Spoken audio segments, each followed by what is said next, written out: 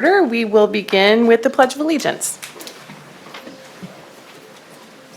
I pledge allegiance to the flag of the United States of America and to the republic for which it stands, one nation, under God, indivisible, with liberty and justice for all. Welcome, everybody. This is the March 11th, 2026 full board meeting for the School District of Waukesha Board of Education. Ms. Settinger, can you take the roll call, please? Eric Brooks. Here. Natalie Gren. Here. Thomas Harlan. Here. Betty Koenig. Here. Carrie Kozlowski. Here. Diane Voigt. Here. David Wide. Here. Anthony Zenobia. Here. Kelly Piasek. Here. And Mrs. Ettinger, can you please verify that the meeting has been properly posted? Yes, it has. Thank you very much. We are going to begin with some highlights tonight. Bright Lights is featuring our STEM Saratoga Future Cities students. So Dr. Siebert, why don't you introduce them for us? All right. Thank you, Dr. Piasek. You can see them sitting here in the front row. You are getting very familiar with the Saratoga STEM Future Cities teams because they keep coming back, right, year after year. And we are fortunate to be able to recognize them tonight after their third straight trip to nationals.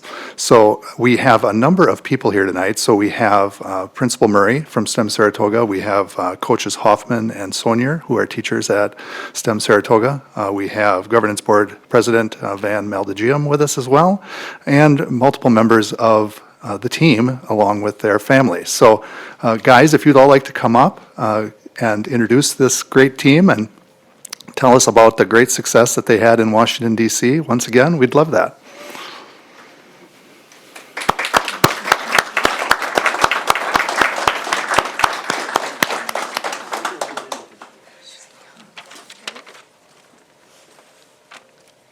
Hello, everyone. Hello, everyone. I'm Brandon. This is Jackson, and this is Violet. And we're 8th graders at Waukesha STEM Academy. And on behalf of our team, Vivacium, we would like to thank you for your support this year and for giving us the opportunity to compete at the National Future Cities competition in Washington, D.C. last month.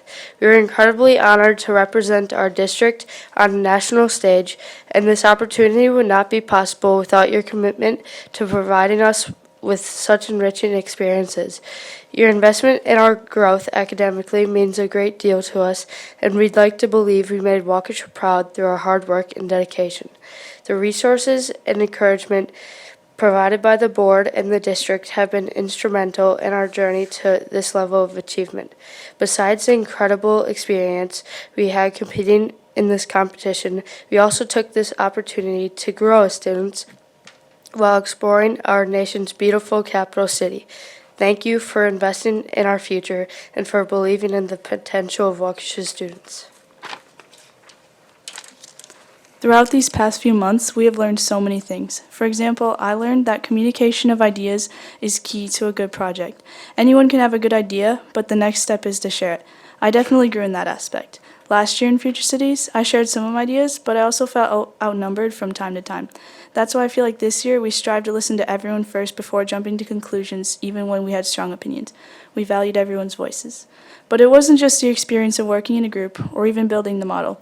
It was just being there in DC, surrounded by so many other accomplished middle schoolers and even high schoolers who had put in the work and got results.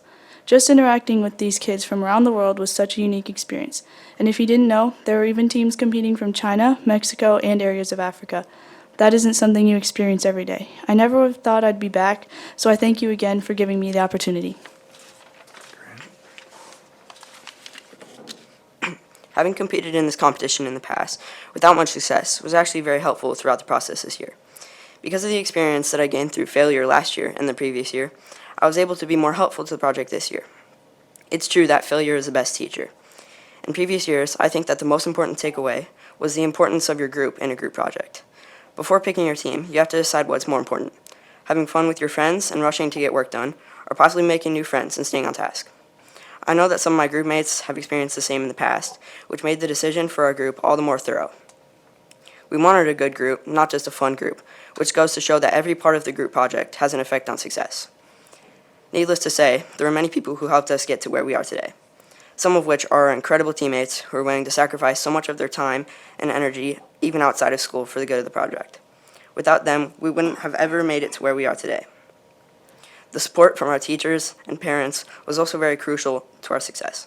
Thank you for giving us the opportunity to prove ourselves and for helping the hard work to finally pay off. We placed sixth, just 5 points away from the top 5. Our team also received a special award and was recognized for this out of the 45 teams. Over the last 3 years, Waukesha STEM Academy, competing at nationals, our school's accomplishments have improved every year. Thank you again for your support.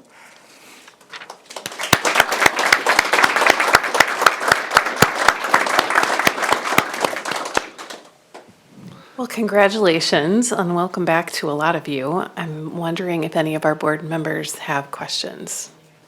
Yeah, why don't you guys share your names with us? I'm Miranda Homar. I'm an 8th grader at Waukesha STEM Academy.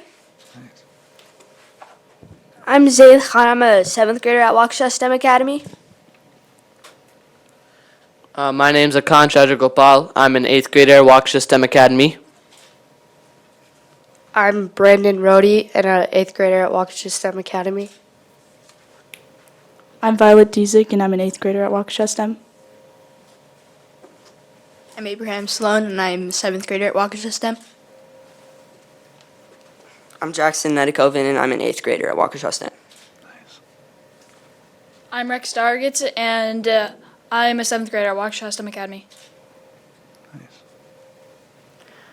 Well, it's wonderful to have all of you here.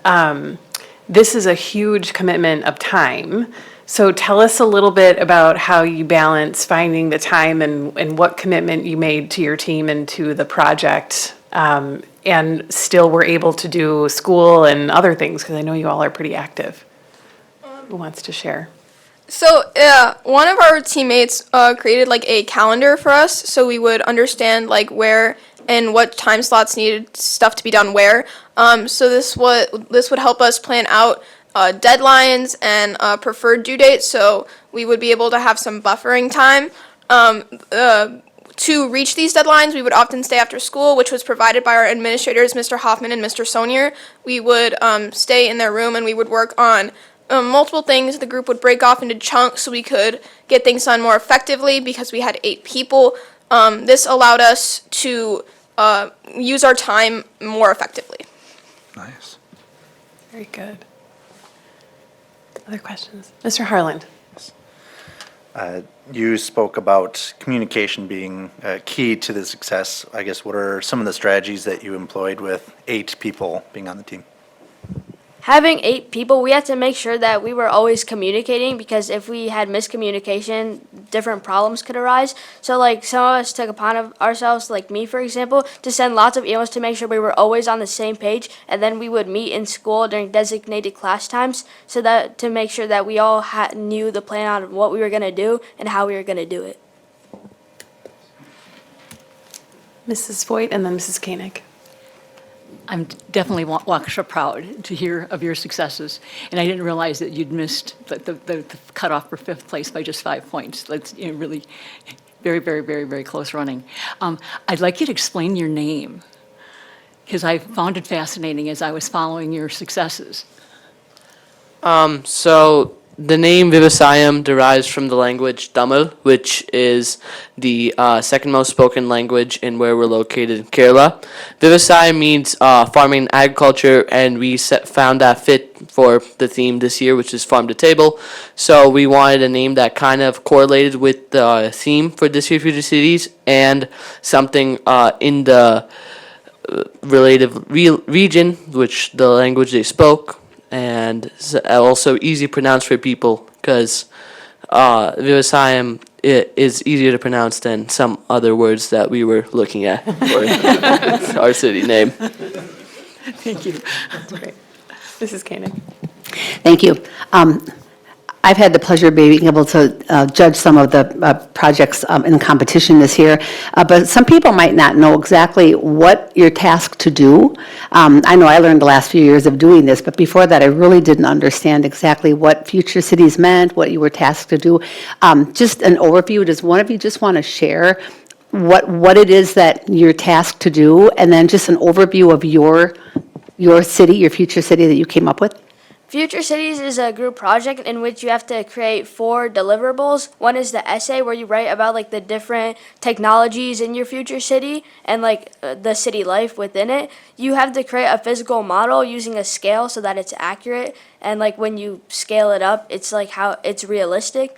A third thing is you have to present your city in front of judges. You create a script, and then there's a Q&A session where they can ask you questions all about your city, and whether like based on things from the model that they saw or just like anything they want. And then the fourth thing is you have to create a project plan showing how you plan the entire project. So, Vivasayam is a city in Kerala, India, which strives to eliminate food waste. Eliminating food waste has a great impact on the environment and the citizens within the city. Food waste causes a lot of problems. It actually contributes about 1/3 to global greenhouse emissions. And so reducing our impact in that regard can create a green city of the future. Other solutions to food waste can also help reduce starvation and poverty in certain regards. And so our task this year was to strive to reduce that through a variety of ways. Some of the ways that we did this in our city was we would improve packaging with aerogel and seaweed plastics, and other ways that we did that were through more farm-focused methods with the cellular agriculture and 3D ocean farming as regenerative methods of agriculture. Very impressive. Awesome, thank you. Mr. Brooks? Thank you all for being here, and congratulations again. We're all very proud of you. One challenge with working with a larger group like this is always everybody has their own learning style and their own way that they work, and just different things that everybody's strengths and weaknesses. What's something that you learned about how to navigate some conflicts when it comes to working in a big group like this, or just navigating different learning styles and different ways of working?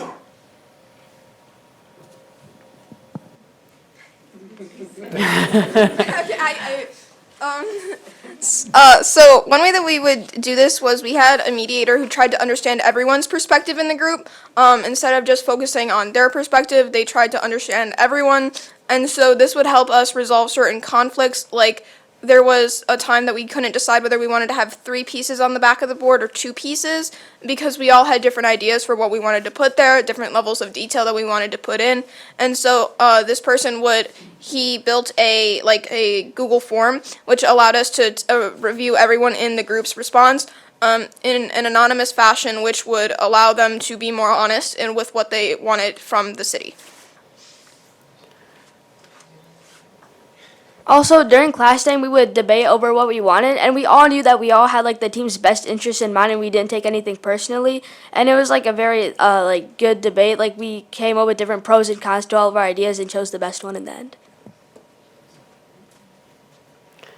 That's very impressive. So are there 9 of you? Because we could all just kind of sit in the audience and we could come up and run things here. Very mature ways of working together and collaborating, and it sounds like you had the opportunity to learn some of these skills over the last couple of years. Any other questions? I'm curious, I see some of you are wearing pins. What's on your pins? Looks like they're shaped like Wisconsin. You guys want pins? Yeah, we do. Tell us what's on your pins. So the pin is in the shape of Wisconsin because at nationals there's like a little tradition where like you can trade goodies like candies, pins, and other trinkets that either represent where you're coming from, because it's like all the states and countries, and it also it can also represent parts of your city too. And so ours has Wisconsin. It says Waukesha STEM Academy because we were trying to represent the school. We have our team name and a little star where Waukesha is, so people know that we're from Waukesha, Wisconsin, and not anywhere else. I love it. Very creative, and we'll be proud to wear these. So thank you very much. Any other questions for our students? Well, we're so proud of you. Congratulations, and kudos for all of the hard work and the great teamwork and for representing us so very well. So congratulations. I think we're going to do a photo if we can before we Yeah. let you go. Yeah, we'd like to do a couple of photos. We'll do one in here, and then we'd like to take you outside, and Mrs. Edwards will take another one of you as a group.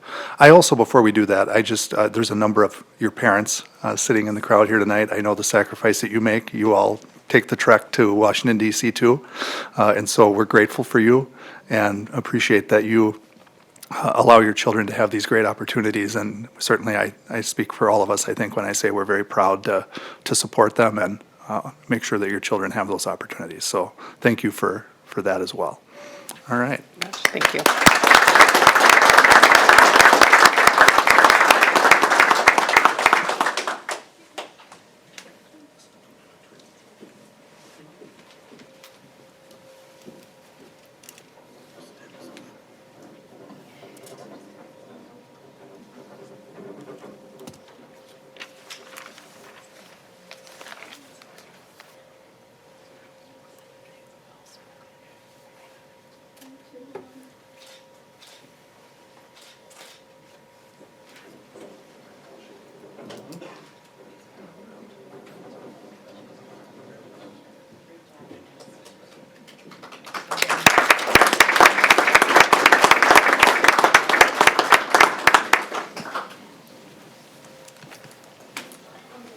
So exciting. All right, and Dr. Siebert, we had a little change of plans on our other recognition for tonight. Yes, we did. So we were hoping to recognize Sophia from Waukesha West. She's the 25-26 recipient of the Excellence in French Award in the state of Wisconsin. She, like a number of the kids that you saw downstairs earlier today, also works. So she couldn't get off of her work shift. But we are inviting her and her teacher to one of our future meetings. So you will meet Sophie, and you will meet her teacher, Mrs. Sprager, either in April, May, or June. So we'll reschedule. So thank you, Dr. Piasek. All right, well, we're going to move to our high school student representatives report. And tonight we welcome Marisa Roddy and Ethan Daly to update us on what is happening at North High School.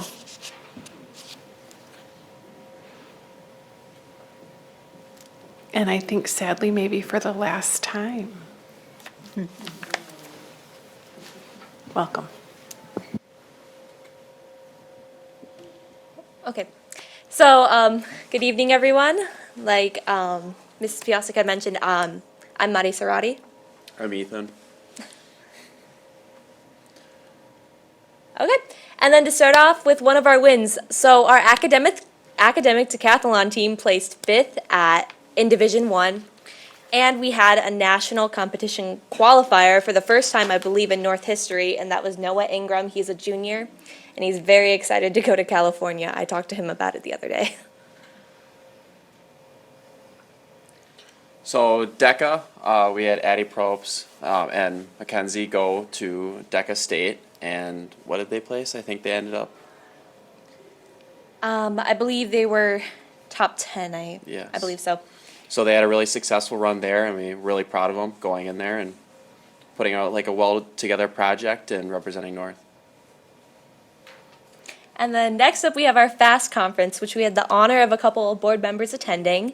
So this is, for those of you who don't know what FAST is Female Athletes Stronger Together.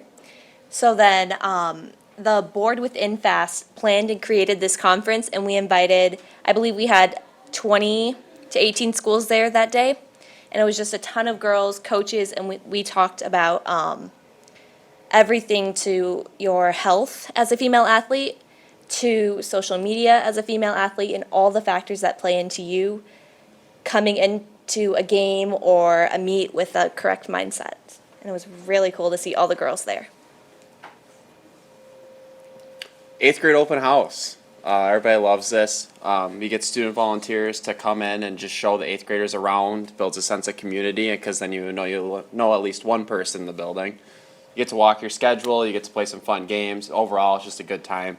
Everybody really enjoys it, and I think every year it gets a little bit better, because I remember my year, then I see this year, and I'm like, wow, they actually stepped it up. I wish I got this.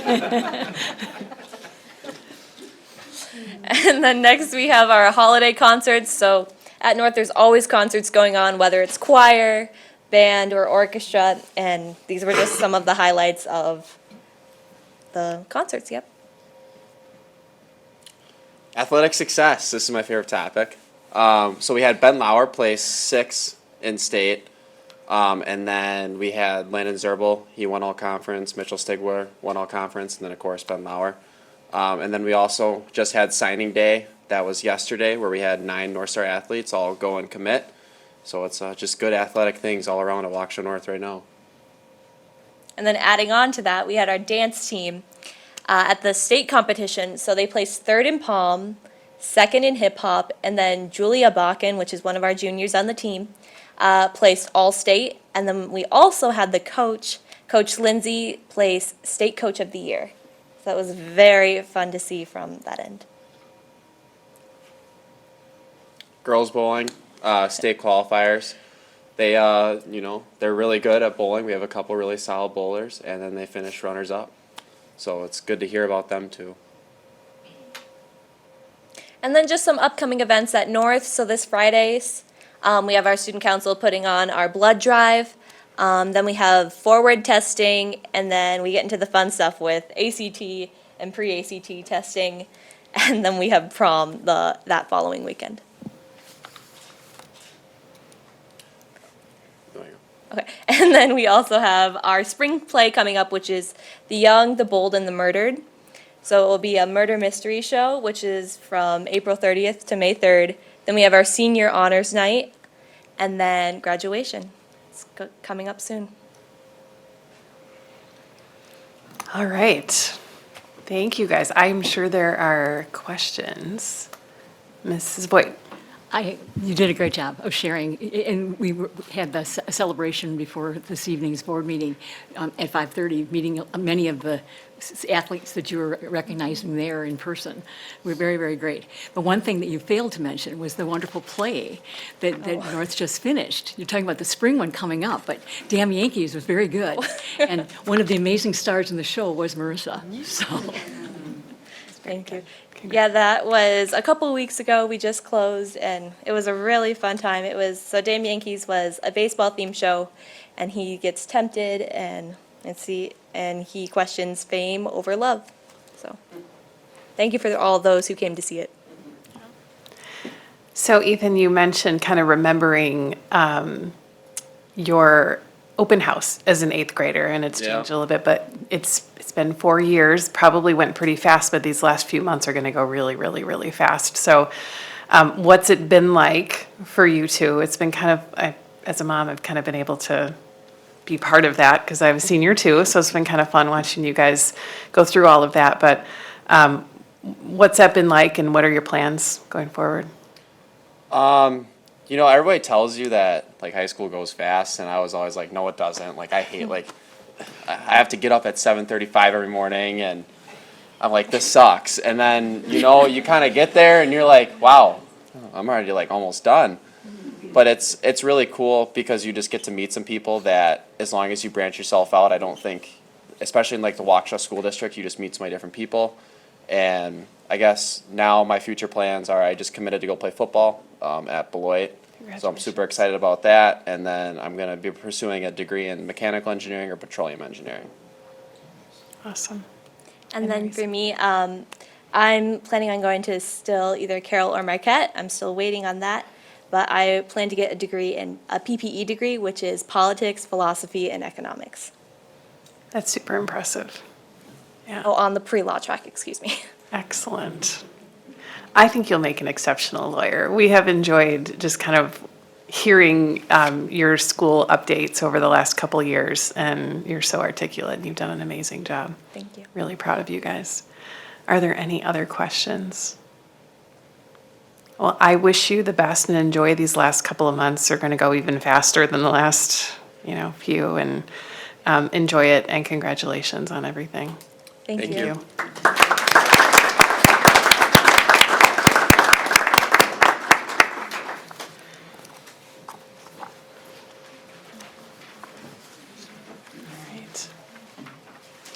Just going to give it a second.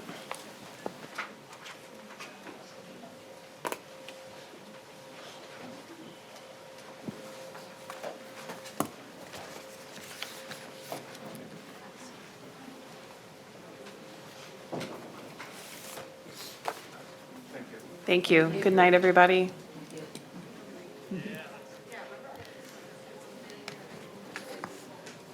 Okay. We are now at the section of our meeting where there is an opportunity for citizens to speak. We have 7 speakers who signed up this evening. Because there are more than 6 speakers, each individual will be limited to 3 minutes. We will signal the speaker at 2.5 minutes to begin to wrap up their comments. As always, we expect all speakers to honor our time limit, refrain from using any inappropriate language, and to be respectful in their comments. Speakers who do not meet these expectations may be prohibited from speaking at future board meetings. Speakers are here to address the board, not the audience. The school board does not endorse any comments made by members of the community here tonight. We would like to remind our community members of the impact of their words on others and that our children are watching. We commit to communicating with you in respectful and productive ways and ask that you do the same. We also expect that the audience will be respectful of the speaker and of the board and refrain from responding with verbal comments, cheering, applause, or other behavior that will detract from the meeting. Please note that no obstructions can be created between the board and the audience. Visual aids cannot be used, and the area behind the speaker and the podium should be clear during public comment. Also, in order to respect our speakers and meeting participants, please silence your cell phones. Our first speaker this evening is Susie Magnuson-Nietzsche, followed by Paul Reese.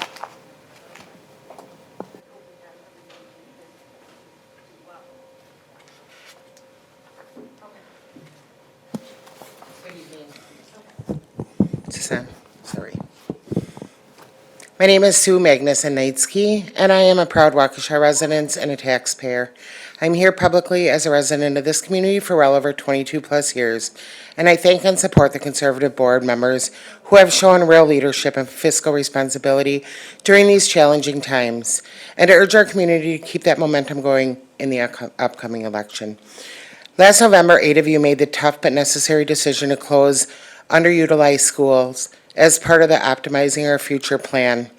With enrollment declining every year, that vote saves taxpayers millions of dollars annually, money that can now go directly to classrooms, teachers, programs, and our students instead of heating and maintaining half-empty buildings. That is responsible, forward-thinking governance, and I want you to know the community really appreciates it. Unfortunately, not everybody on this board shares that same commitment to fiscal sanity or board integrity. In the Finance and Facilities Committee meeting, board member Diane Voigt suggested that we should keep schools we just closed open up to 50 years. 50 years. Let's be clear, that is not a serious plan for our district's future. It is an expensive fantasy. Taxpayers cannot and should not be forced to pay for heat, security, insurance, and maintenance on vacant buildings for the next half century, just in case enrollment magically rebounds someday. That money belongs to our children and our taxpayers, not empty buildings. Keeping closed schools on life support for decades is not compassion. It's a bad policy that wastes resources and delays real solutions. Beyond that, recent actions by board member Voigt, such as publicly sharing superintendent evaluation materials that many view as confidential and campaigning against board decisions she actually helped make, have raised serious governance concerns, including questions about ethical conduct and conflicts of interest. These issues undermine the board's ability to function cohesively and focus on what matters, our students and fiscal responsibility. The conservative majority on this board understands that strong schools are built on smart decisions or divisive tactics. You have chosen students over buildings, and I urge you to stay the course. Do not waver. Do not entertain ideas that saddle our taxpayers with decades of unnecessary costs or allow actions that erode trust in our governance. 30 seconds. Looking ahead, it's time for Waukesha to double down on common sense leadership. We need to be fiscal responsibility and putting students first. And while it's clear we must move on from Diane Voigt's impractical ideas, governance concerns, and wishful thinking, elect leaders who prioritize real solutions and ethical stewardship. To the conservative members, thank you for putting Waukesha families and fiscal responsibility first. The community is watching. We are with you. Let's keep the school district of Waukesha strong. Thank you. The next speaker is Paul Reese, followed by Becky Gilligan.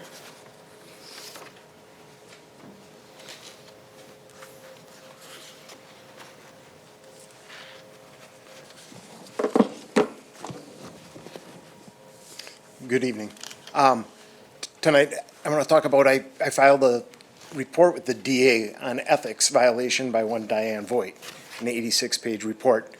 It's time that this board censured her. If I haven't already, I'll send you all a copy of it. It goes on to things like her using her district email for campaign purposes. She's deleted information, things that you can request a copy of. She's deleted stuff from her for Facebook that there should be an open records request to be able to file against her. She's also claimed numerous times that she doesn't need to recuse herself. She doesn't have any conflicts of interest here. She recently stated this. She requested that her daughter be put on the wall of stars at North High School recently as a board member to request something like that to a principal. Can you imagine being that principal on the spot? How on the spot he felt when he opened that up. She requested that her daughter be nominated for a position of prestige as a board member who says she doesn't have any conflicts. The fact that she doesn't see that there's a problem here. Her husband could have done it.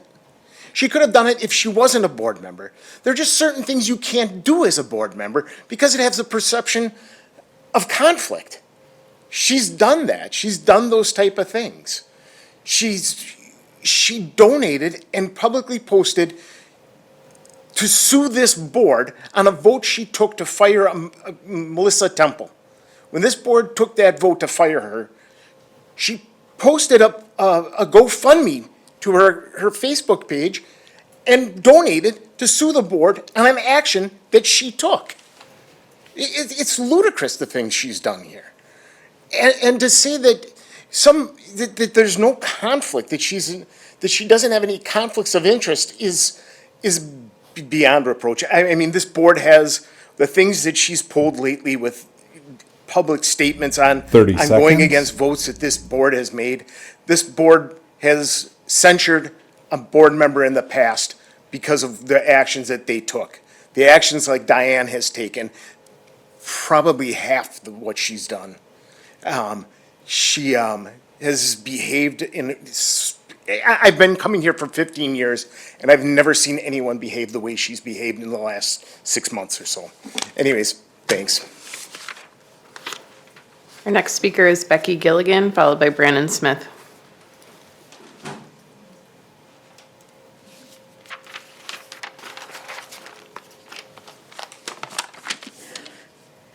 When I was here in December, I presented data on learning outcomes in overcrowded classrooms. So to review, learning suffers when students and teachers deal with overcrowded classrooms.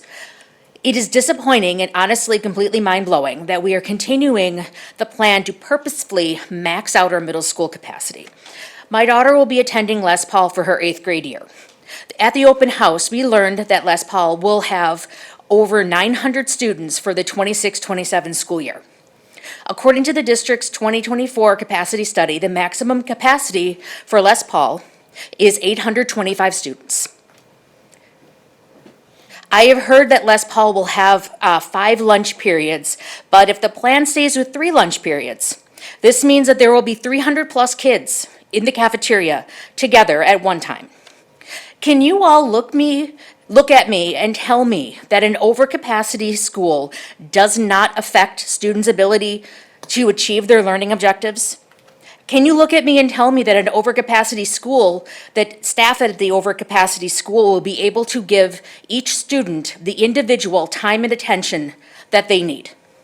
Can you look at me and tell me that every student's learning experience will be equitable, that each student, regardless of neurodiversity or other learning issues, will not be affected by overcrowding classrooms and a staff that's stretched too thin? Furthermore, how will student behavior be affected? An increased student population means more staff to watch and more for staff to watch and possibly miss. More kids in classrooms means more overstimulation, more downtime between instruction, and teachers having less opportunity to interact with each student, all environments perfect for behavior issues to become problematic. I'm speaking about middle school because of my daughter, but I don't want to give the impression that only middle school age kids will be affected by this. Your plan to max out capacity will also affect elementary school students as well. So these are not my opinions. I'm speaking to the facts backed up by multiple qualitative and quantitative research studies. Your plan will lead to poor academic outcomes and performance. Thank you. The next speaker is Brandon Smith, followed by Karen Fraley.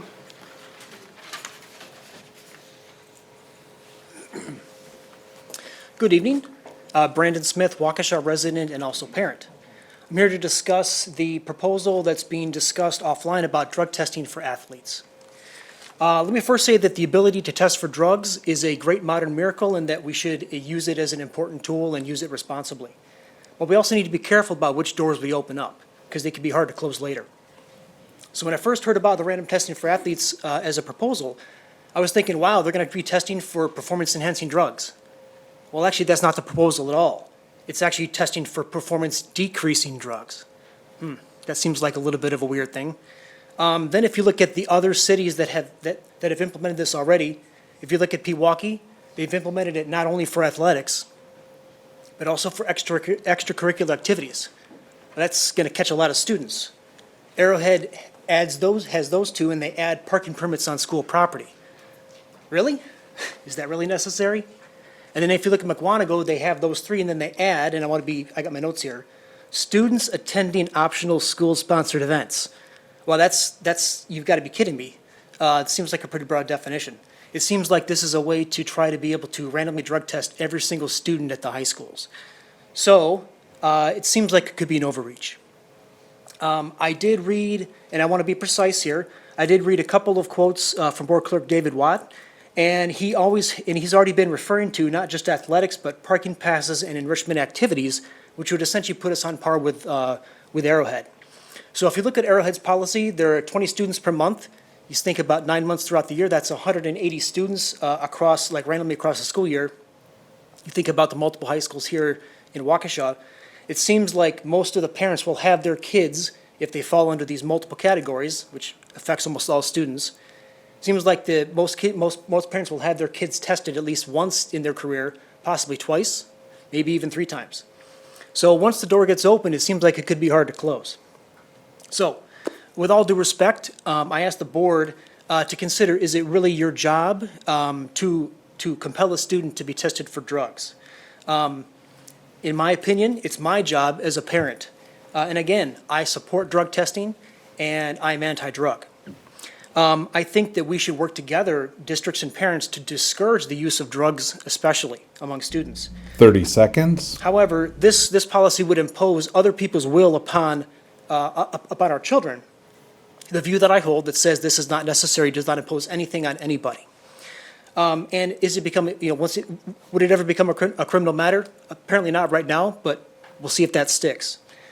So I support that we don't have to do this. This is bad policy. This is my job, not the school districts. Thank you for your time. Thank you. The next speaker is Karen Fraley, followed by Helen Bishara.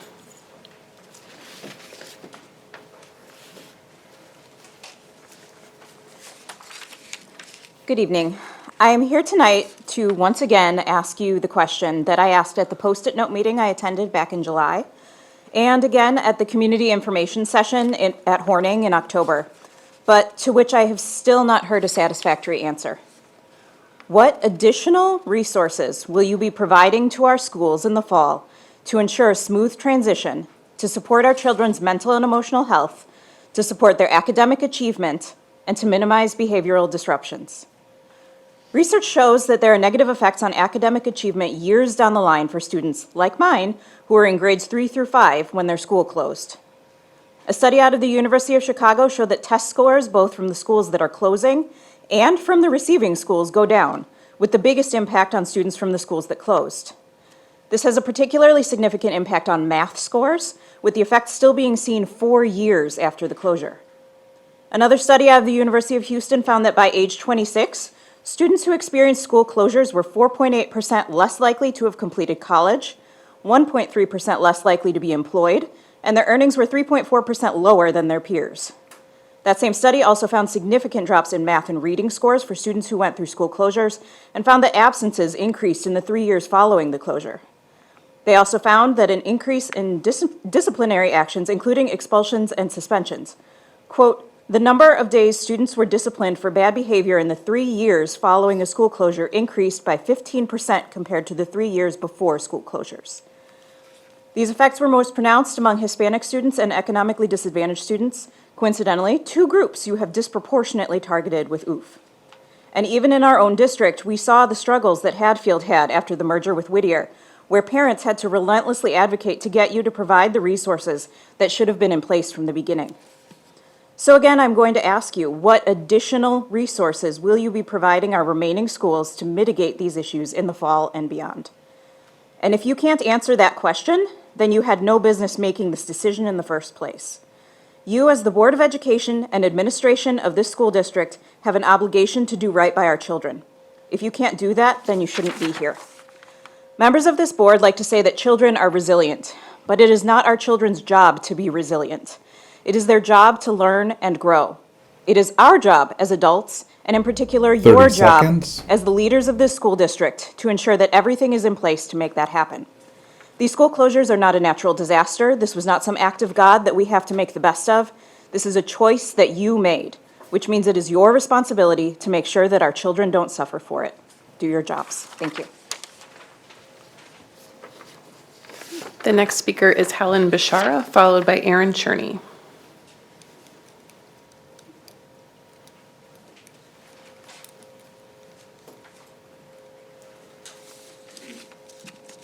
Hi there. When I first stood here in September, I mentioned how I was disappointed in both the board and the administration, and I'm still disappointed.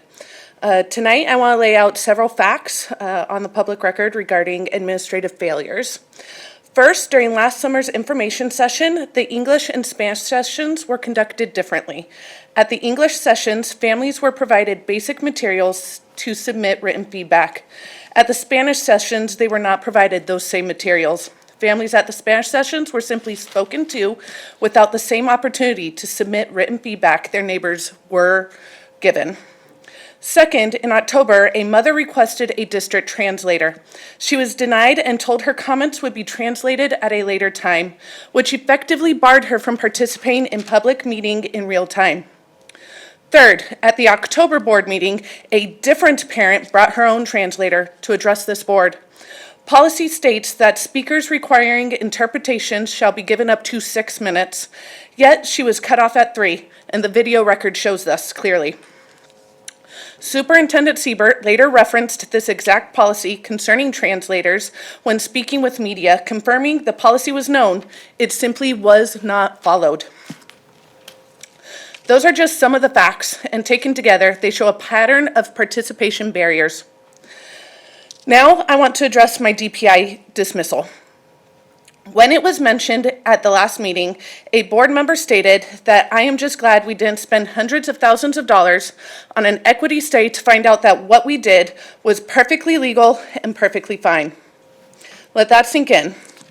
This suggests that as long as something is legal, it is considered perfectly fine, even when it ignores your own standards for participation.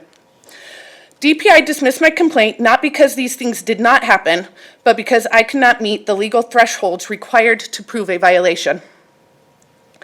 Failing to meet that legal threshold does not make these actions right. It simply means that the bar for accountability is set so high that ordinary parents struggle to clear it. This is all happening while the implementation of Optimizing Our Future impacts a school serving nearly 1/8 of this district's English language learner population. Proceeding with a plan of this magnitude while failing to uphold your own participation policies is not a minor oversight. It reflects a breakdown in administrative accountability. My complaint was never about closing, it was about the process. I personally contributed to a plan that was proposed to a couple board members who are willing to meet with me in person that closed Hawthorne. It just had to be met with certain criteria. I can't afford a lawyer, but I know when policy is ignored, and I know when something is wrong. So even though DPI dismissed my complaint, I think this community still deserves an explanation for why this board's own standards Your for time is government up. and participation were not upheld. Thank you. Thank you. The last speaker tonight is Aaron Cherney.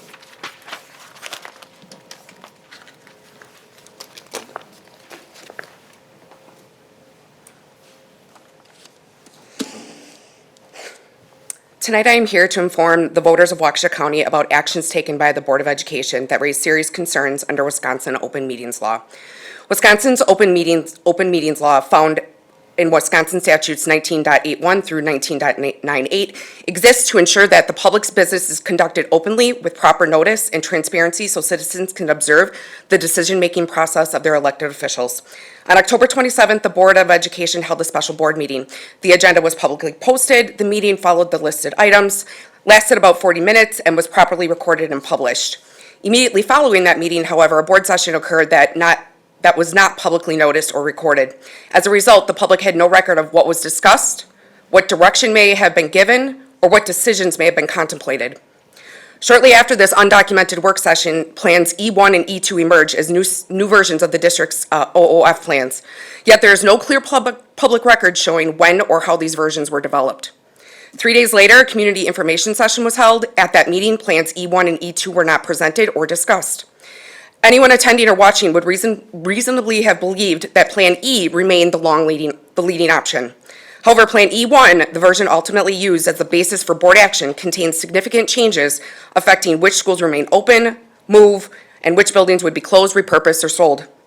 These major decisions affect family, students, and staff, yet the public did not have access to Plan E1 until only hours before the November 12 board meeting, when the board packet was posted. No earlier publicly available plan identified Horning Middle School as a K-8 STEM site. This raises legitimate concerns about whether the public had adequate notice of what was actually being considered. There's also concern regarding the motion itself. During that meeting, a motion was made to proceed with Plan E1 as presented. At the time of the motion, the only publicly available description of E1 was the board packet. However, it has since become clear that that motion references administration's presentation, which was not publicly available prior to the vote and was not posted until months later.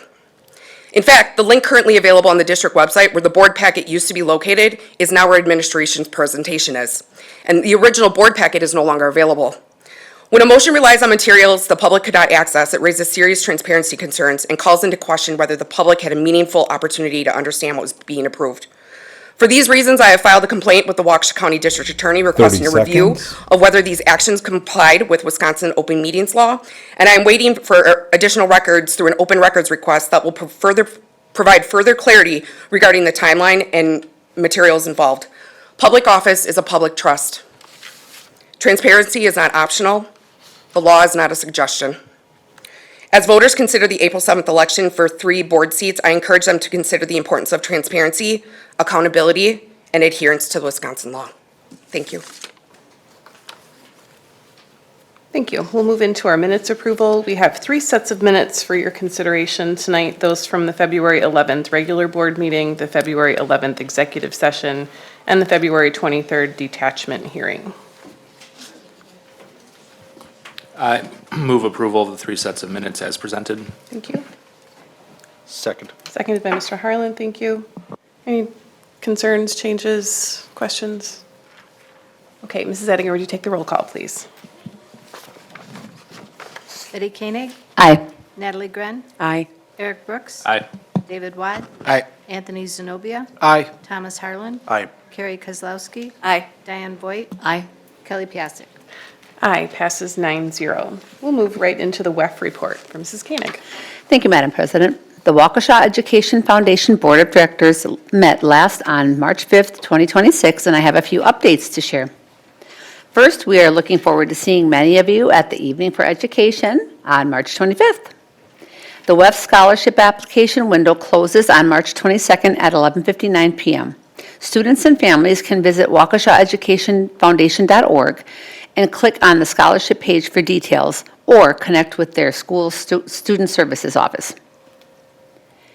Our 2026 grant cycle application window will run from April 9th through September 14th. The total minimum grant dollars available have been set by the board and will be announced at the Evening for Education and on our website and social media later this month. But I can share that it is another new record. This year, we are also offering a temporary grant category as the district implements Optimizing Our Future.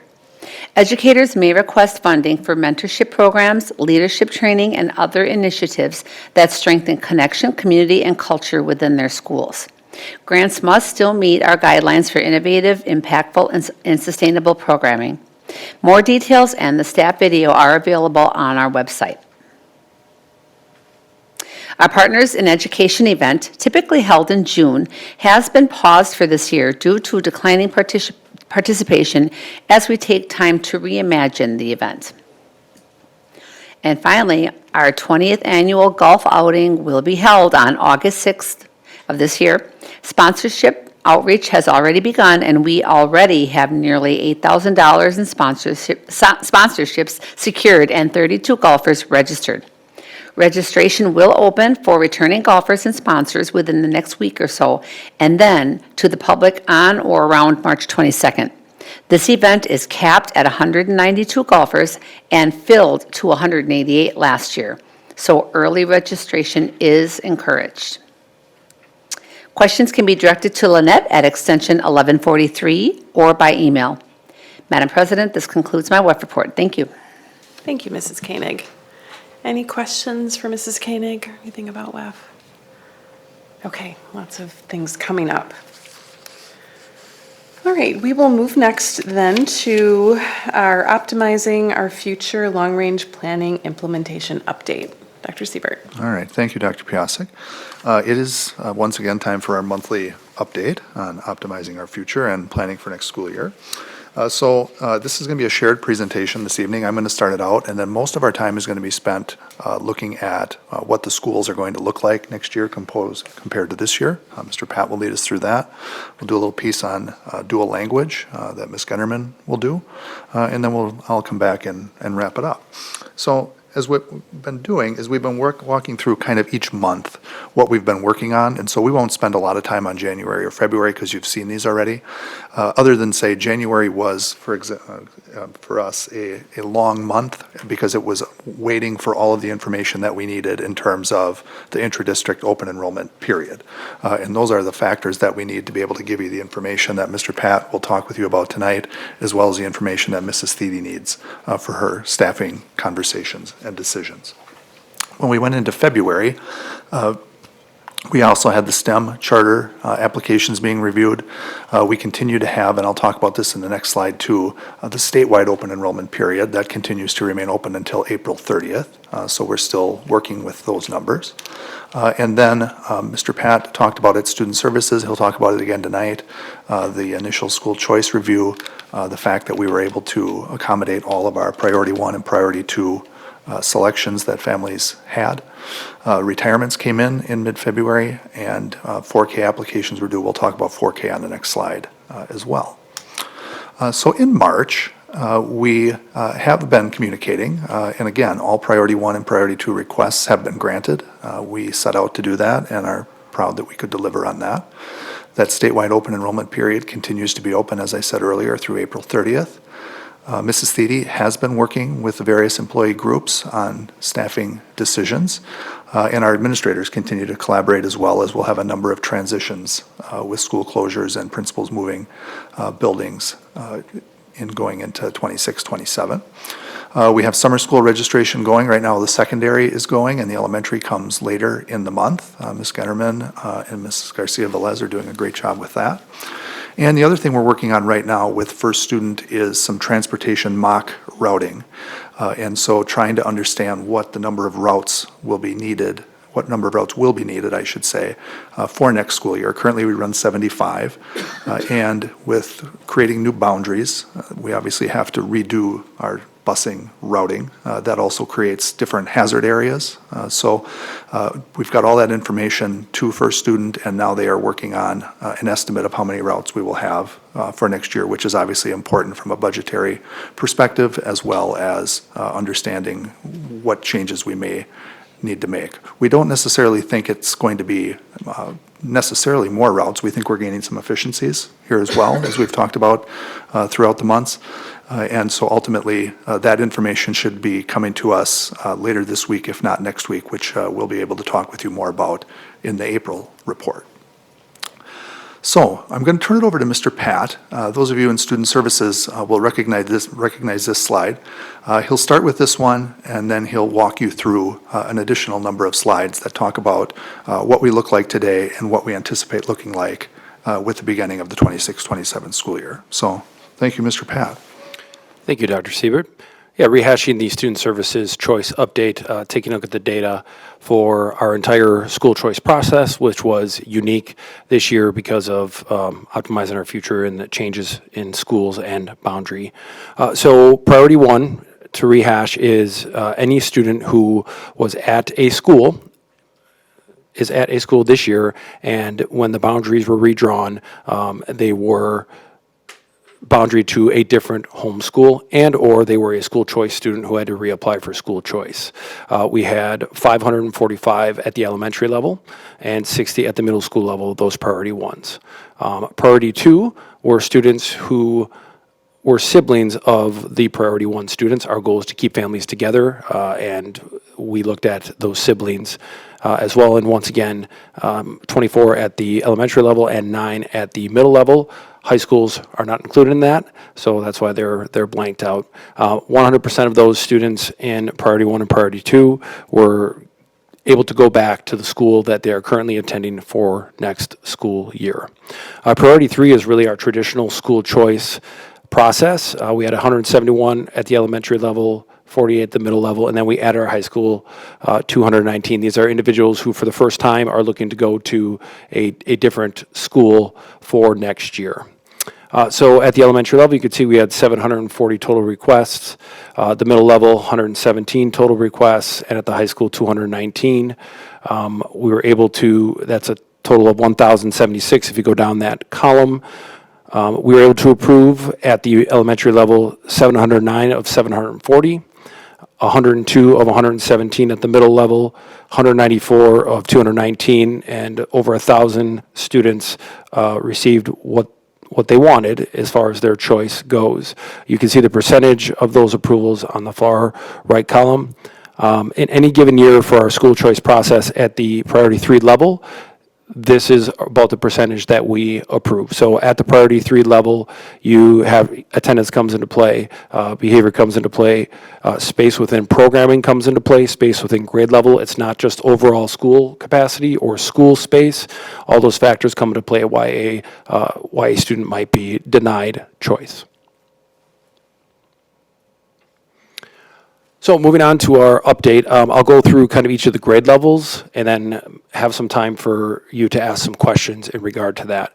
So we're going to do enrollment comparisons by each building to show you current enrollment, next year enrollment comparisons for students with IEPs, enrollment comparisons for students who qualify for free reduced lunch, which feeds into our title designation, and then enrollment comparison for our building capacity. Please note as I go through every one of these slides that the yellow columns are all this year's data. So in every one of these slides that goes to each of these different levels, on the left is the yellow column or bar, and that is always this year's data, and then the other colors are next year's, of course, and they're different colors.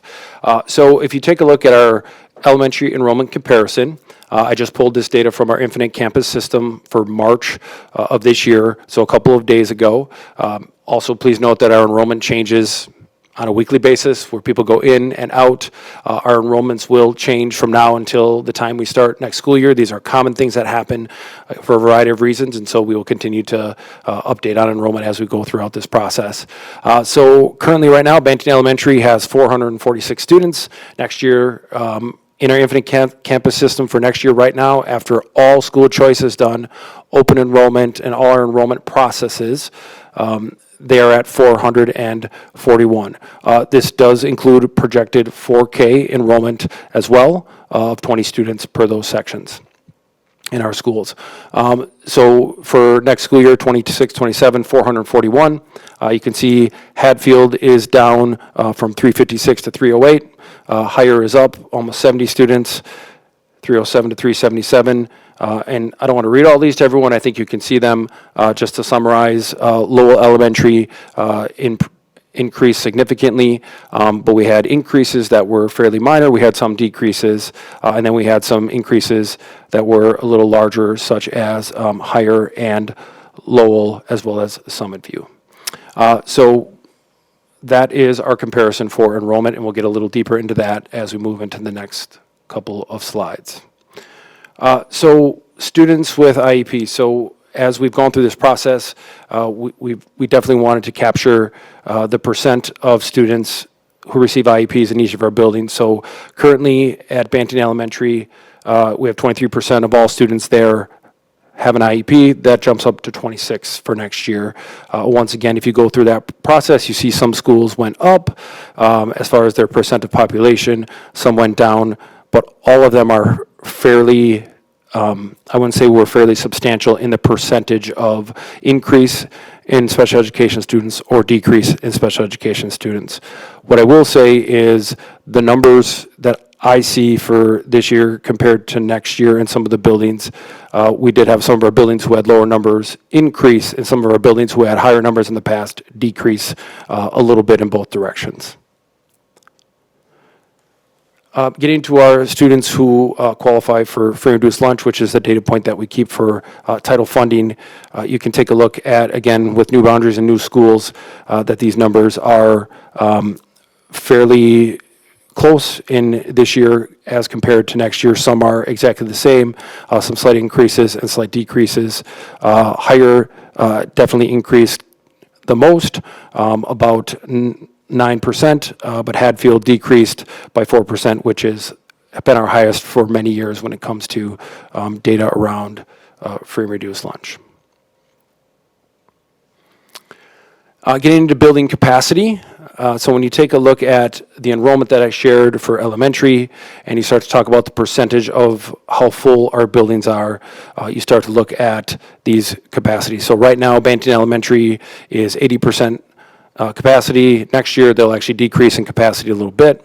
Once again, going down the line, as I talk about those outliers a little bit, Lowell is at 104%, so their capacity is 480. They will be, as of right now, at about 500 students. It's one classroom extra in the building, and there is space for that classroom. And once again, our capacity studies go around that class size of 22 at the lower K through 2 levels and 25 at the 3 through 5 levels. And again, those are averages within our classes. Meadowbrook increases a little bit, Summit View a little bit, and Higher a little bit as well, but there are some decreases from this year to last year as well, but only a couple. So just to put that entire capacity for our elementary schools in two numbers for you, currently 72% of our footprint here in the district, or our footprint in district buildings are 72% of capacity at the elementary level. Reminder that STEM is totally separate in this presentation. I'll talk about them differently. It does not include them. And next year, our elementary footprint will have 81% of capacity of all of our buildings at the elementary level. Questions I can answer for you after going through the elementary slides. Mr. Bond. Yeah, so a couple of things. First of all, at 81% capacity, what do we have, like a seat count the available seat count? Like vacancy? Yeah, what's the vacancy number of vacancy seats at 81%? So at the elementary level, I have to do a little bit of math here. Our building capacity is 4,292, and our enrollment that you are seeing is 3,491. So I'm going to do a quick about 8. If if I can do my math correctly, 500 plus, around 800, a little shy of 800 seats at the elementary level, Just not an including STEM. approximation is fine. Okay, one other thing that I wanted to follow up on. So, last week, I happened to become aware of a rather active social media conversation that was going on. An anonymous parent had made some claims that are contrary to what you've reported here. So I want to confirm that what your report tells us and is well, let me just put it this way. The report was that a parent with students at one of our elementary schools, Summit View, had immediately requested that and they were choiced in there. They did not reside in the Summit View district, but they choiced in, and claimed that they were not allowed to stay in. Your report indicates that anyone that was choiced in to a school fell in that priority 1 tier, and that all of those students were allowed to stay in the school. Correct. Okay. Are you aware of any situations where any student at any time that was considered priority 1 may have been told they couldn't get in, but then it was reversed at a later time? Anything like that you're aware of? Nothing that I'm aware of. Okay. Everyone who would have been on that list would have been back to their school, received that priority 1 status. Okay. So if, in fact, maybe what happened here was this family was perhaps late in making their request, the deadline had passed, and I don't know if this situation has occurred. Did you have any families that wanted to stay in a school, they missed the deadline? Were they turned away? We may, if we had any that did, and they were at the school previously, and there was room, we would not have turned them away. If they were priority 1, we would have made them priority 1. If there was a reason they didn't see the application or understand it, we would work with them, and we would have put them back there. So there's no one at priority 1 who was at a building before that we would not have allowed back, even if it was after the deadline for whatever reason they provided for us. Any of our families that were priority 1 seeking to stay in that school, were they offered secondary or tertiary choices if they were not allowed to stay where they were at? I mean, was that on the form that they could fill out?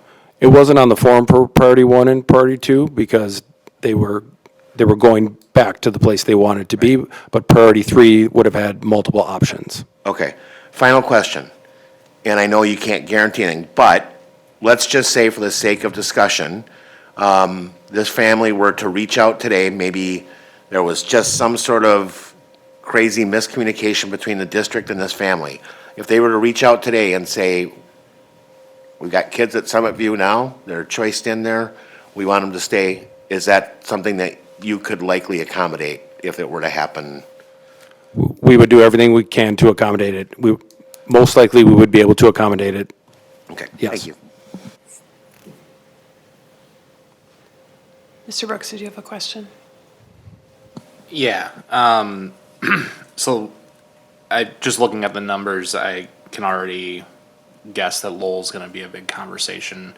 So you kind of mentioned that with the capacity, it's 1 additional classroom, that there is the space for it. Are you anticipating that is going to significantly spike like individual classroom sizes, or is the additional class that is being kind of manufactured within Lowell designed to sort of mitigate that from happening to other classes? So when the capacity study was done now, I think 4+ years ago, and then amended a little bit with some of the other closures of schools, the capacity study looked at specific rooms for specific purposes. There's been some changes to those rooms over time and what their function is. And so in walking through Lowell, we're able to accommodate it. Certain classrooms weren't being utilized anymore or were not needed. So we were able to open up that space. So in all of our schools, even though the capacity study is there for the numbers that exist, there are other spaces that weren't counted in that capacity study. And so we were able to accommodate this at Lowell. And we expect it to go very well without increasing our class sizes. Okay, thank you. Mrs. Voigt and then Mrs. Kozlowski. What is the class size average now with the new enrollments at each of the schools, especially what does it turn out to be at Lowell? I don't have any of the class size averages. That will be coming out soon. I know that I guess have Ms. Thede talk about what the goal is for the class sizes. They're, again, as I said, 22 in general for our K through second grade, and third through fifth grade is 25. So those are the things we look at. And in all reality, sometimes the classrooms are 23, and sometimes they're 18, and other times they're all over the board. So the average has stayed consistent, and with what we have at Lowell, we expect it to be just as consistent. Yep, and I'll just comment on that, exactly that it's an average, as we had said all along, and Lowell's not looking like an outlier. They're looking like their younger classes are between 17 and 23, and then the upper classes, 22, 24, 25, 26. So we're right on par with what we projected. Mrs. Kozlowski is next. So I want to I'm going to nail this point home because this has been the discussion topic of the flare of lately, and I'm hearing it in public comments and I'm hearing it on social media. The entire goal of optimizing our future was never to increase class sizes.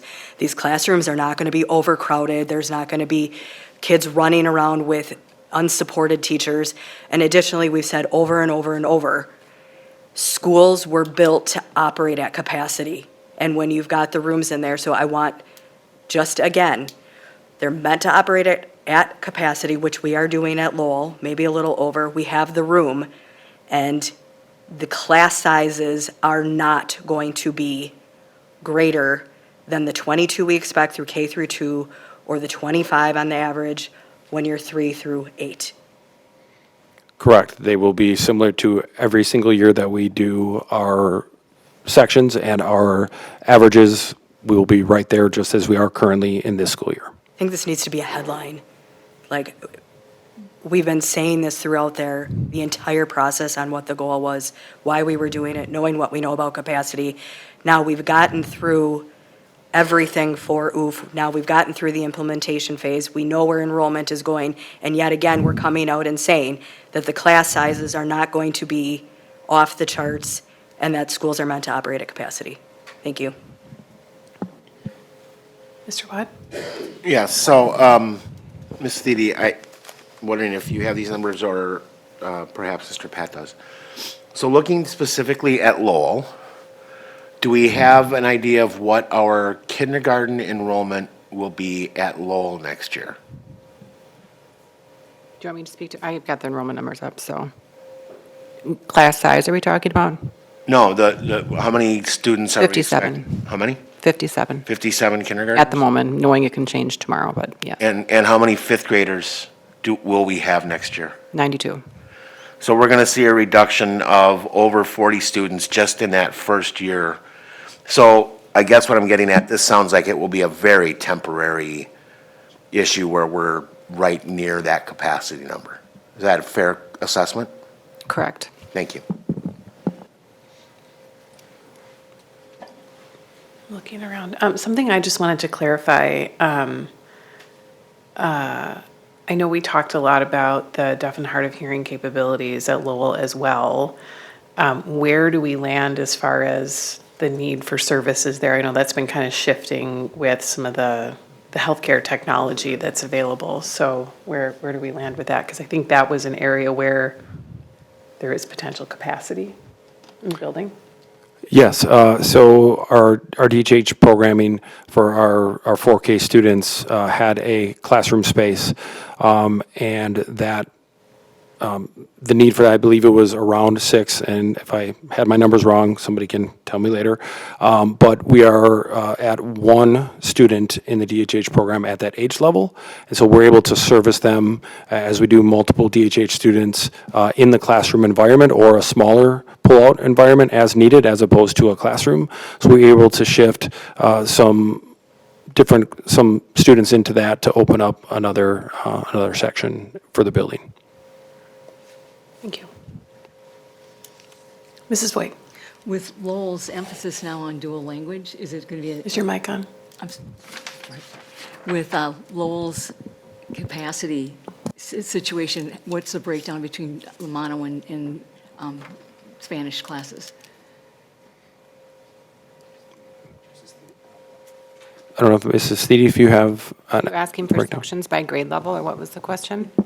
Just, is it going to stay like 2 sections or 3 sections each grade level, or what number of sections? It varies from grade level to grade level. So 2 sections of mono, sometimes there's 3 of mono, sometimes there's 1 of dual, sometimes there's 2 of dual.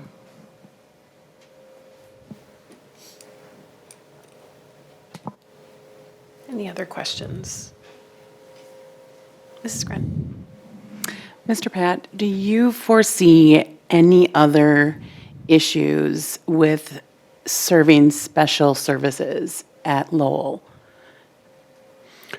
I do not. Again, as I said, around the capacity study, there was multiple spaces that were not included on it, some a little bit smaller that don't house 22 or 25, but are perfect for us to work with students who maybe need to come out of the classroom for a time or anything. I just want to reiterate, as I always do, that when it comes to special education services, least restrictive environment is our goal, meaning we want all of our students with IEPs, and most of them they thrive in the regular education classroom environment. We don't separate those students. They don't have a separate space where they go, and we want them exposed to the regular education curriculum, being with their peers, which is great for everyone involved. And so those smaller classroom spaces, for some of the times we just do need to meet specific needs, exist, and we have those in all of our buildings, and we will continue to have those at Lowell to be successful. Mr. Brooks. Thank you. Kind of building off of that topic, and maybe this is part of the presentation later, but as we have students who are moving schools, is the goal, to the best that we can, to try to have the special ed staff who are familiar with those students follow them to their new building? And like, what are we doing to kind of bridge that transition for those students? I'll let Mrs. Thiede answer that. The directors in Mr. Pat's department are looking at where the students are going, caseload, and seeing, again, what each school will need, where we'll need to be adding those special ed teachers, and then trying to match that accordingly wherever we possibly can. And that goes through the middle school transition as well.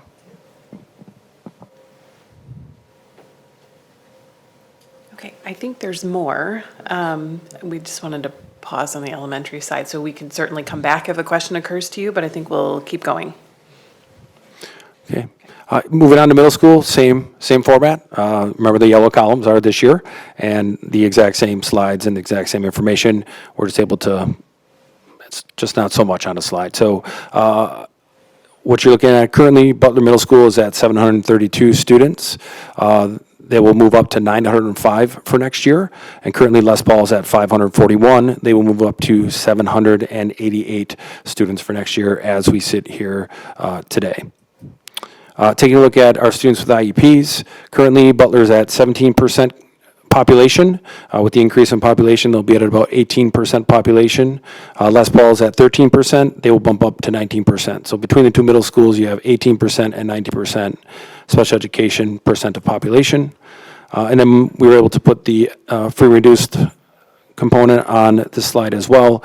You can see that Butler will reduce and Les Paul will increase when it comes to students who qualify for free reduced lunch from 32 to 46% this year to next year. Taking a look at the building capacity. So Butler Middle School is 925 is their capacity. They're currently 79% full. At 905, they'll be 98% full with what we would say would be 20 seats. And then Les Paul's 66% full, and they will be at 95% capacity next year. And again, that same data point, we're 65% to 96% middle schools this year compared to next year. Questions on middle school? Mrs. Koenig. Thank you. So I'm just trying to process, as I stared at the one before, the slide, same slide for the elementary before. So I just want to make sure I understand this. So currently, we have 3 middle schools that are at 65% capacity, and next year, going down to 2, not counting STEM, we'll be at 96% capacity. So in essence, we're still under we're not over 100%. Is that correct? Correct.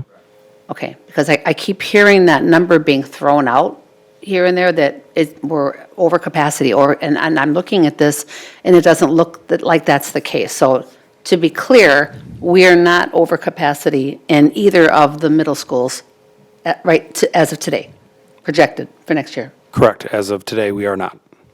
Okay, thank you.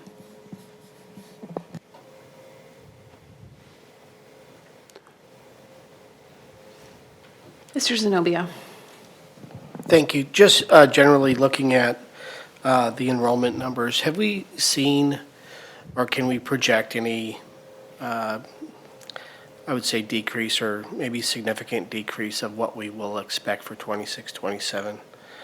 Meaning are we seeing a trend, or can we see at this point or project it that we are losing students due to the measures that have been taken that we know of?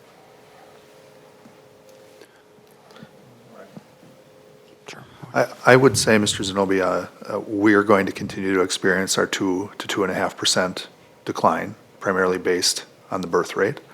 And we are not seeing anything other than that in the numbers that we're seeing right now. We're also waiting for the open enrollment on the statewide basis, which could have some impact. That impact is primarily in eAchieve, but there is some brick and mortar impact. But no, I don't think we're seeing anything out of the norm.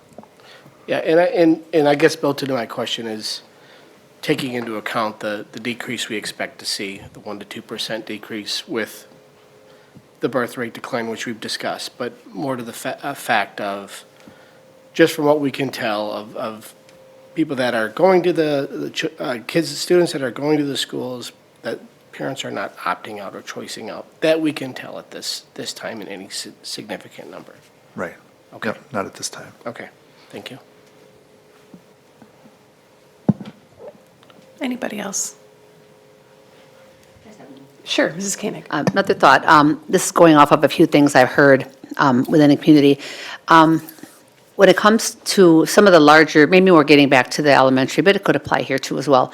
Some of the schools that are growing a little bit more in capacity, and maybe they would have, at this point, one administrator because their population is much lower at this point. Is there any talk or exploration about maybe additional support? Maybe not like another administrator per se, but maybe like a dean of students, or bringing on to some of these larger elementary schools that are definitely getting toward their max capacity. Is there talk of maybe some support administratively for, at least for sure, while they're this full? Yeah, it's a great question, Mrs. Koenig, and the answer to it is yes. So when we're in our cabinet meetings and we're looking at our overall reductions that we still need to make like we do every year, we are also looking at what we can add in to support schools getting off the ground successfully in 26, 27, and deans and student support personnel are part of those conversations.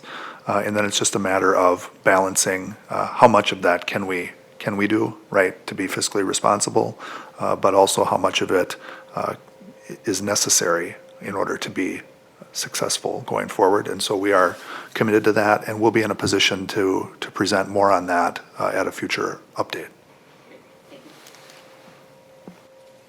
Mrs. Voigt.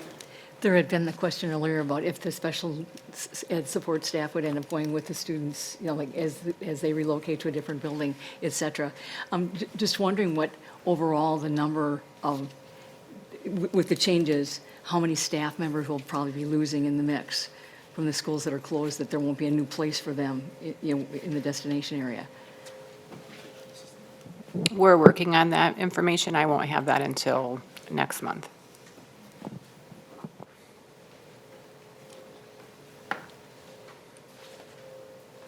Anybody else? Okay, we'll keep going. Okay. So once again, for STEM, our final couple of slides here, same format.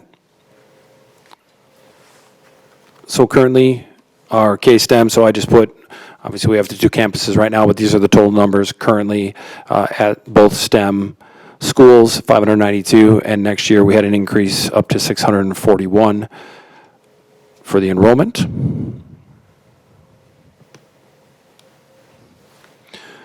Students with IEPs, 16% were the same next year with the slight increase in enrollment, 16%, and free and reduced were slightly down a little bit. Again, this is percent capacity for STEM for next year.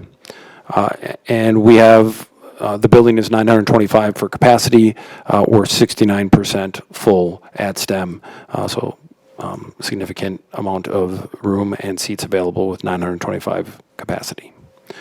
Questions on STEM? Mr. Webb. Yes, thank you. So I just wanted to reiterate something I think I heard on Monday at Facilities and Finance. There is typically a surge in additional enrollments around, is it this time of year or over the summer in STEM? So even though we're looking at 641, are we not expecting that to grow by, I thought I heard somewhere between 20 and possibly 60 students before the school year starts? Yeah, you heard that correctly, Mr. Wad. Yes, there usually is a summer influx into STEM, so we anticipate seeing that. We, at FNF, updated the contract documents, as you recall, and 925 is the capacity of Horning. In working with STEM and the STEM Governance Board, we set the capacity at 840 as a conservative estimate, which will take us a while to get to, but I would anticipate, to your point, that we will be higher than 641 come the fall. Right. So I think that if I can just follow up on that, one of the things that I think might be a takeaway from this is, at least in the first year, our suspicion that bringing those K-5 and 6-8 schools together into one building would make it a more attractive option, and we would see potential enrollment growth there. And I'll just mention, I asked for, numbers when we get there about how many students we may have attracted into the district that would open enroll into STEM from outside the school district of Waukesha. I'm anxious to see those numbers because I suspect that we're going to see that we captured some students as a result of doing this as well. Yeah, we'll definitely be able to present those numbers as the open enrollment window closes at the end of April. And you're right. I mean, we prioritized around, if you remember back, we've been doing this for almost a year, right? So we prioritized around dual language and STEM because those are 2 of our marquee offerings and programs. And ultimately, STEM being at Horning under one roof, one school, one of our arguably most beautiful buildings that we have in the school district of Waukesha. We do think that will be attractive to continue to grow that enrollment and that program will continue to excel and grow. Mrs. White? I'm really pleased to see that the middle school enrollments at Les Paul and Butler are down to 96%, because I think the original was 101% projected. So I think that's seen by more kids going to STEM instead. Is that where that kind of basically came through? We do have some middle school students choosing STEM, yes, and we also have a number of elementary students that are choosing STEM. So yeah, that certainly does help with the middle school, traditional middle school enrollments. Anybody else? Okay. So my final slide is the overall K-8 building capacity. So currently, as we stand with the building footprints that currently exist, we're at 70% capacity K-8. And next year, with our footprint, we will be at 83.6 capacity K-8 in the school district of Waukesha.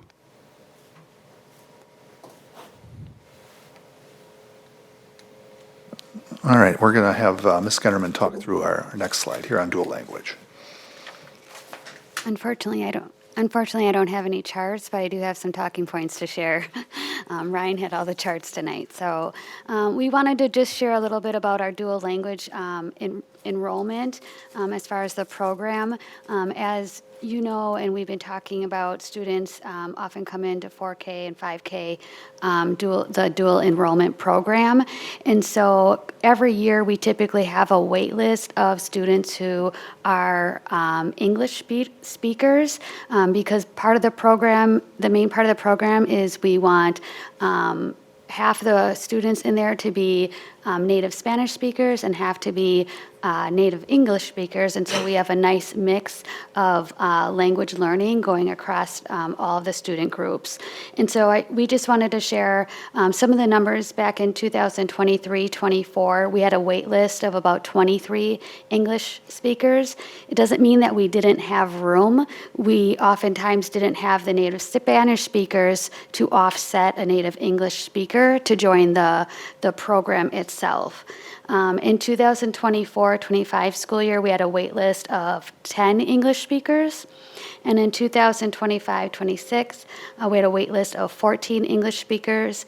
As of Friday, we have a wait list of 19 English speakers for next school year.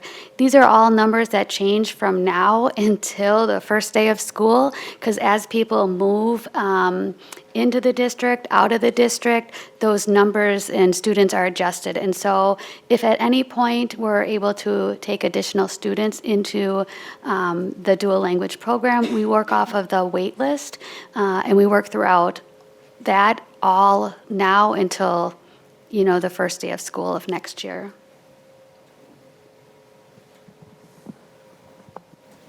Okay.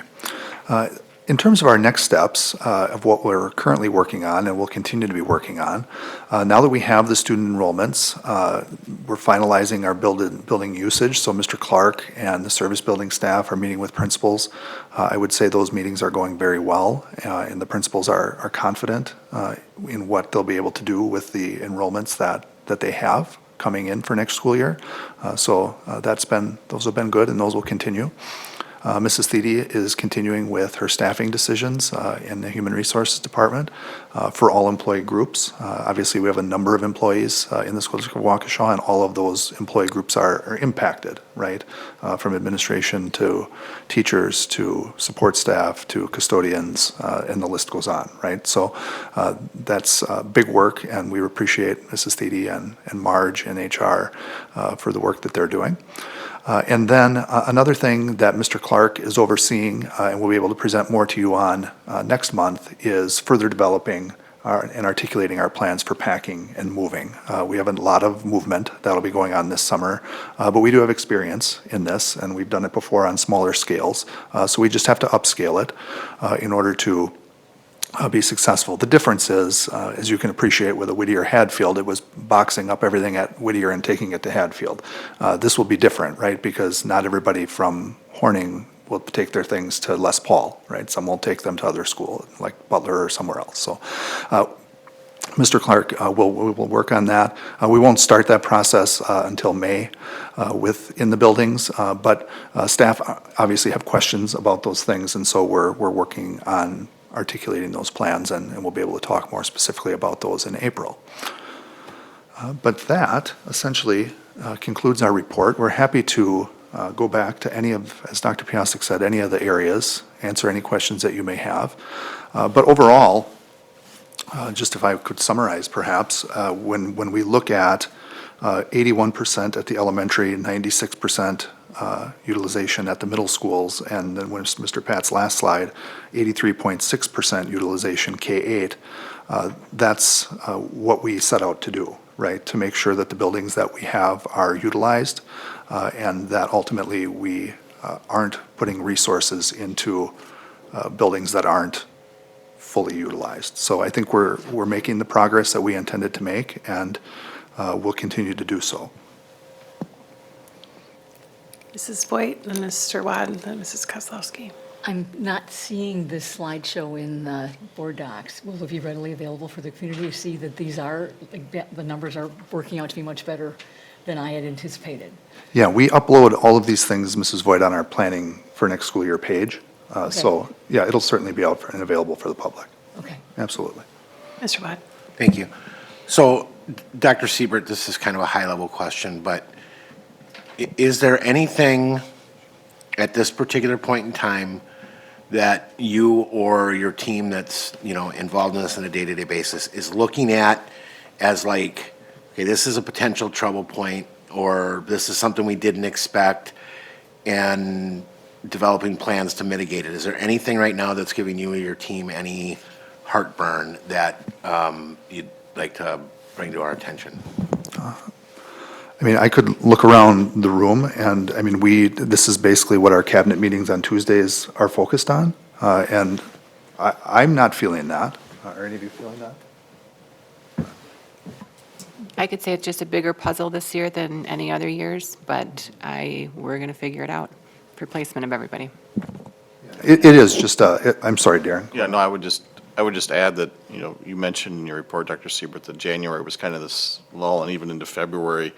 But now there's this tiers of information and data coming, whether it's busing or the section counts, or in terms of the move and all of that in our report. Well, once Sharon tells me where the teachers are going, we can really, so it's kind of tiering out nicely. We're all taking a turn of kind of being in the lead. You don't necessarily want to be in the lead in this process, but I think it's laying out nicely. I can't think of anything that jumps out at me.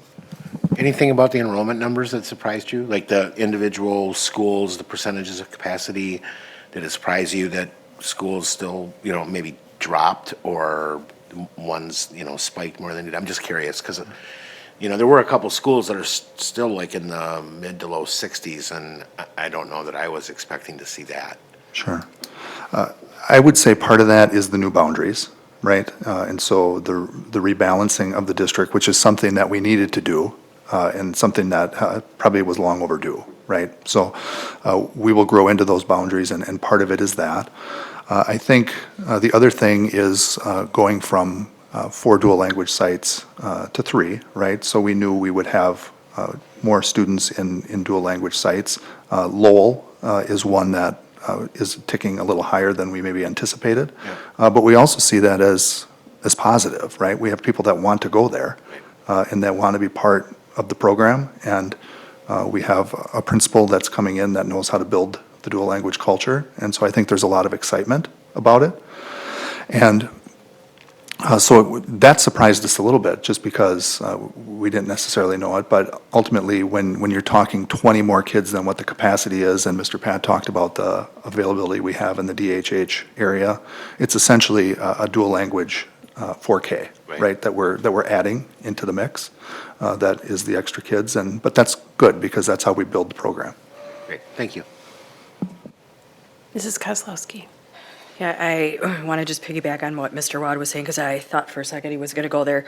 But in looking at the elementary capacity that we're coming into next year, it is clearly evident that we have room for growth in the event that there's a population shift and migration, new jobs come through, that our movement to this structure now has room to absorb several hundred more kids. Great, thank you. That's true, Mrs. Kozlowski, yes. I mean, with over 800 seats of capacity at the elementary level, we still have space. Thank you. Mr. Harland. I think it's great to hear that a lot of the fears and worries and concerns that were expressed over the past couple of months didn't come to fruition, be it the middle schools being over capacity or amount of too many students with IEPs. I think that's what we kind of we're looking at, and could sense that coming together along. So I think that's very exciting. I guess I have 2 items. The first one, could you kind of speak to some of the partnerships that are forming between building leadership on lessons learned from previous moves, sites coming together in mergers, and then potentially if there is a timeline established on this second step, a specific date that the staff can kind of expect a decision to be issued on where that final home location would be. Sure, Mr. Harlan, good questions. I think Ms. Getterman and I can handle the first one, and then Mrs. Thiede can talk to the second one. In terms of the partnerships, we are fortunate to have a very strong administrative team in general. They work very well together, not only at the elementary level, middle school level, and high school level, in terms of trying to be more similar, we're really doing a lot of talk about being a franchise as a district, and then the schools being satellites, and all the systemic work that we've done over the years, including the curriculum, are helping to build that. So they work together well already, but we have, Ms. Genderman really leads our all administrator meetings, and we've leaned on Mike Elliott, for example, because he's had that experience, right, in merging a school and being the principal at Hadfield, having Whittier come over, and what does that look like? So he's been helpful. We've done some intentional planning around planning for change. Ms. Genderman can talk a little bit more about that. Some of this is some high order change, right, in terms of what it's going to take administratively to lead a Lowell, lead a Les Paul, right? Lead some of these schools that are going to look significantly different. But yes, we have done specific work on that. I'll let her talk a little more about it. One of the biggest things that you'll notice in the schools right now is that the principals who are transitioning to a different location, they are collaborating with the current principal during the day, at night, behind the scenes, but also they are getting over to the new school and, meeting the staff, popping in on classrooms, meeting the students, getting a feel for the building. And so right now we're in that transition period of that decision-making for next year. And so a lot of them will have a foot in this year, and we want them to finish strong, but they also have a foot in next year's planning so that we can set them up for success as the students come in. In addition to that, one of the things that we're working on is already planning our all administrator time in summer, just providing some resources of templates of communication and our communication plan so that they can just take that and run with it as they, start the new school year. So we're already doing many things, but you can already see them in the buildings and throughout the different activities. Then with your second one, in terms of a timeline, Mr. Harlan, we'll lean on Mrs. Thiede. So we're still on track for the original goal of the timeline to know by spring break where placements will be. The first goal is to know number of contracts, so number of teachers that we need. So, and then I'm doing that simultaneously with elementary and secondary, where typically I do secondary first and then elementary follows. So we're doing all of that right now. So we're on track to be able to communicate before people leave on spring break.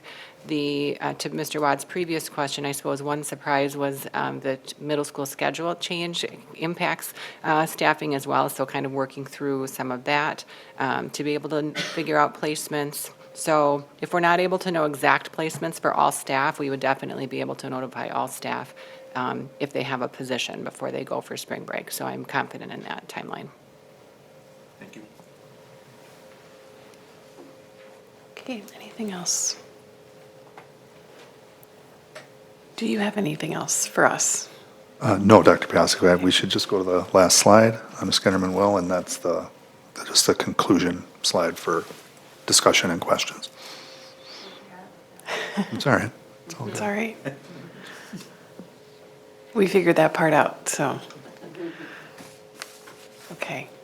Well, thank you. I know this was a lot for you all. I know it was a lot for our community. There were decisions that had to be made and there were deadlines that had to be met. And even though I think the start was a little slow, the finish was really on point. So we appreciate all the effort that you all put in. And I would just say, to our community too, I know this was a lot that we asked, and I think we're looking at something that seems very workable for the next school year. So thank you. Thank you. Very good presentation. No, thank you. We appreciate your support of allowing us to do this work. I think the one thing that, between meetings, we see a lot of buzz with parents and members of the community, and some things, sometimes those facts are inaccurate or maybe not verified, but they tend to stick because people can get upset about things and worried, and I understand that. I guess I would just encourage all the board members and then anybody who's listening or watching that to reach out to the administration with questions when facts appear to be presented that are inconsistent with what we're talking about here, because I think the source of truth sometimes is kind of evolving into some rumors. Yeah, no, I appreciate you saying that. And obviously, throughout the spring and throughout the summer and even throughout the fall, we met with hundreds of people, right? And talked and listened and learned from them and have continued to do that in small groups. Mr. Clark and I, for example, are meeting with people on a regular basis, and we are open to that and would love to continue to do that, because we find that most times when we can sit down with people and we can talk with them and understand their questions, and they can understand the work that we're doing and our perspectives on pieces, that by the end of the meeting we come to really some good common ground. And so we'd welcome the opportunity to continue to do that. Thank you. All right. Last chance. Okay, let's continue. We'll move into our consent agenda. And we'll start with Mr. Clark. Would you present the gifts, please? Yeah, 3 gifts tonight. Hatfield Elementary received $5,000 from Paul and Carol Hooker, and $1,200 from River Glen Christian Church. Both gifts are to be used to provide extra educational experience for the students at Hatfield.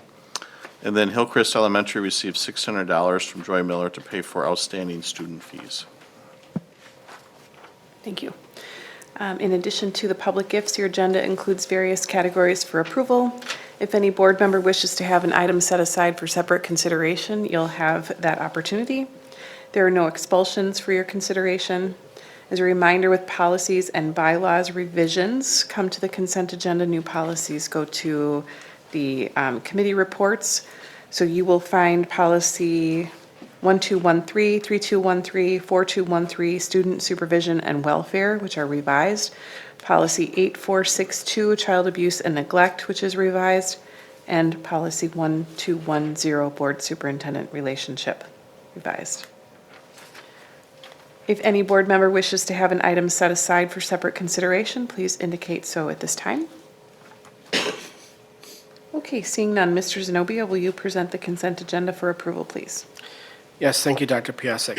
Earlier this evening, the Human Resources and Compensation Committee approved 8 resignations and 2 retirements.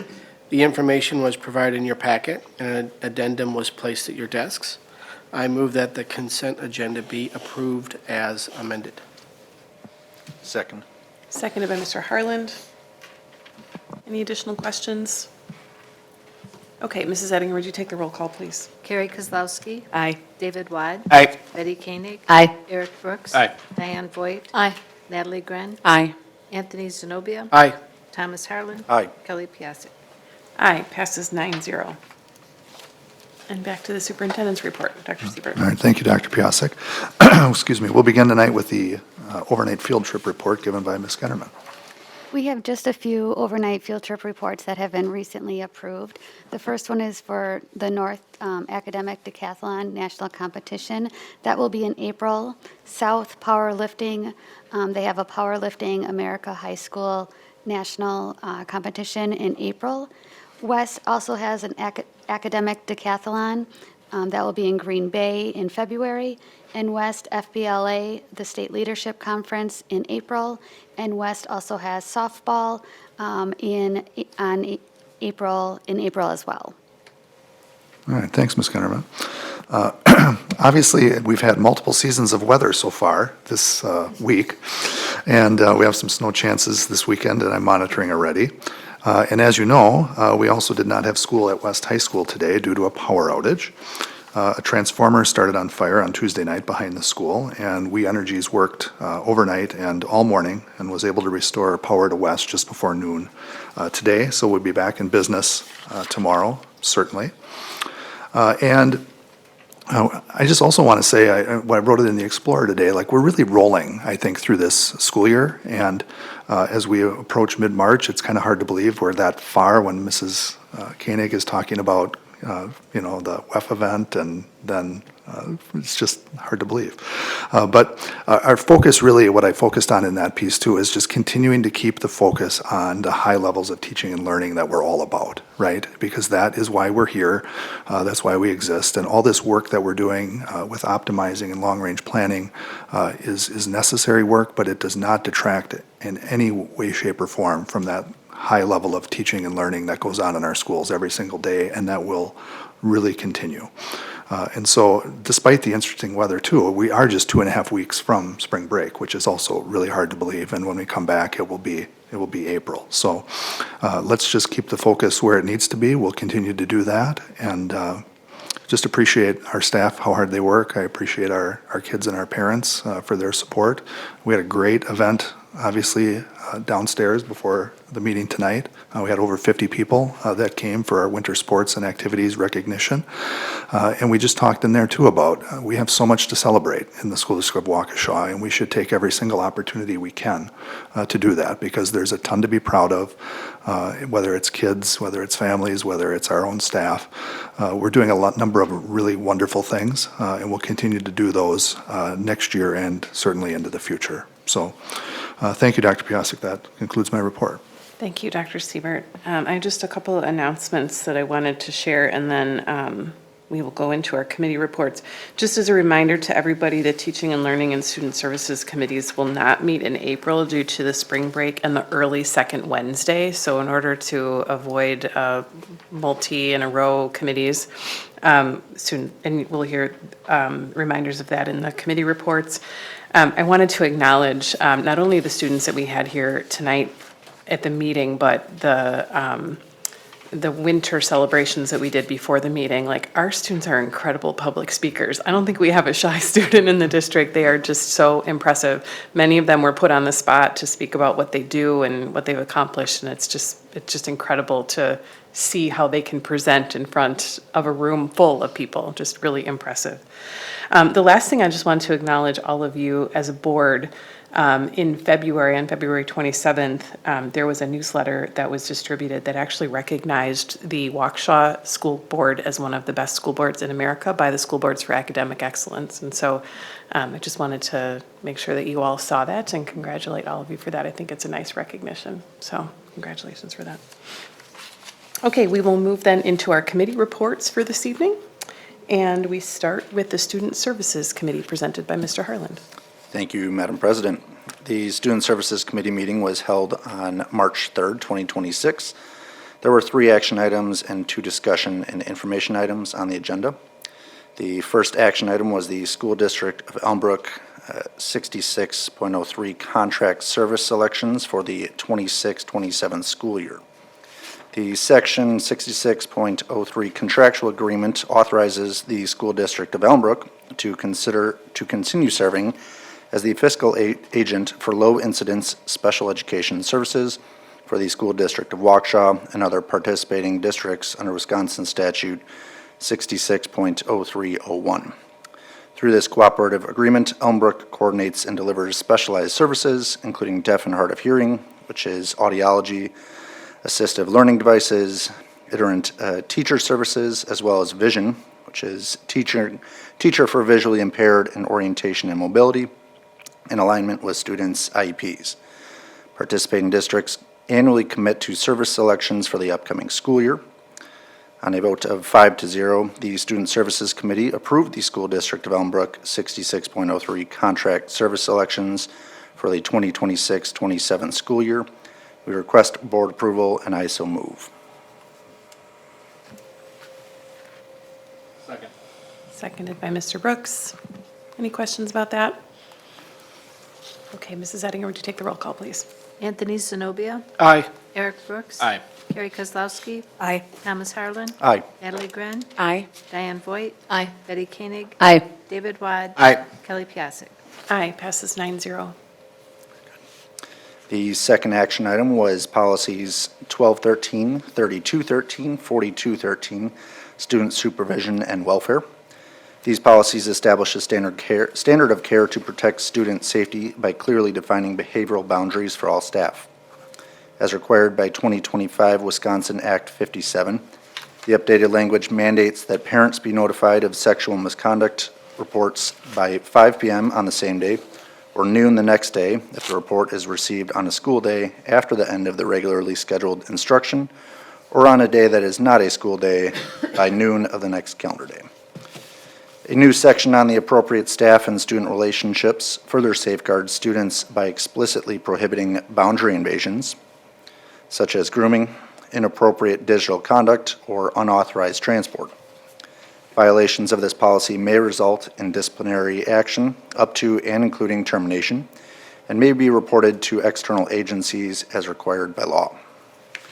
Finally, the policy now requires an annual notice to parents regarding their statutory right to access staff disciplinary records. The language changes are required for policy compliance with Wisconsin Act 57. Policies 1213, 3213, 4213, student supervision and welfare, were approved in committee as well as during the consent agenda this evening. Thank you. Any comments about that? Okay. Our third was policy 8462, child abuse and neglect. Mr. Ryan Pett, Assistant Superintendent for Student Services, and Mark Lennerer, Director of Student Services, presented information about the purpose of and ongoing planning for a district recovery high school. Recovery high schools provide a specialized secondary education for students navigating substance abuse or co-occurring disorders, combining state diploma requirements with dedicated recovery support.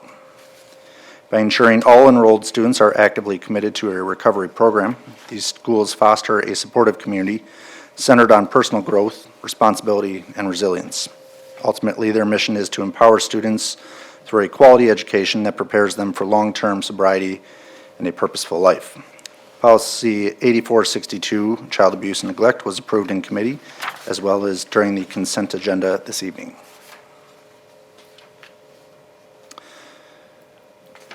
Our discussion and information items. We spoke about the student-athlete random drug testing. There was a board member request for an update on the current status of drug testing for student-athletes within the school district of Waukesha. At this time, Waukesha does not have an active policy regarding random drug testing, and Neola does not provide a template policy for this topic. However, several neighboring districts have implemented such policies, and the board members agreed to look at the policies of neighboring districts to begin crafting our own policy. Our second discussion and information item was... Mr. Harlan, I think Mr. Watt has a question about that. Yeah, I just wanted to comment on that before we moved on to the next item. So as the board member who suggested that as a potential future agenda item, I just wanted to clarify a couple of things. So one of the things that I have, and there's been a lot of reporting on us discussing this as a possible future policy. One of the things that I have noticed in most reporting is it consistently refers to it as student-athlete testing. And while I may have originally asked for it in that way, one of the things that I learned and that we discussed extensively in student services, because I attended, was that virtually every district around us, there may be an exception or two, has a policy in place, and almost all of them have a random testing policy in place, not just for student athletes, but for people participating in any extracurricular activity. And several also include students applying for or holding parking permits.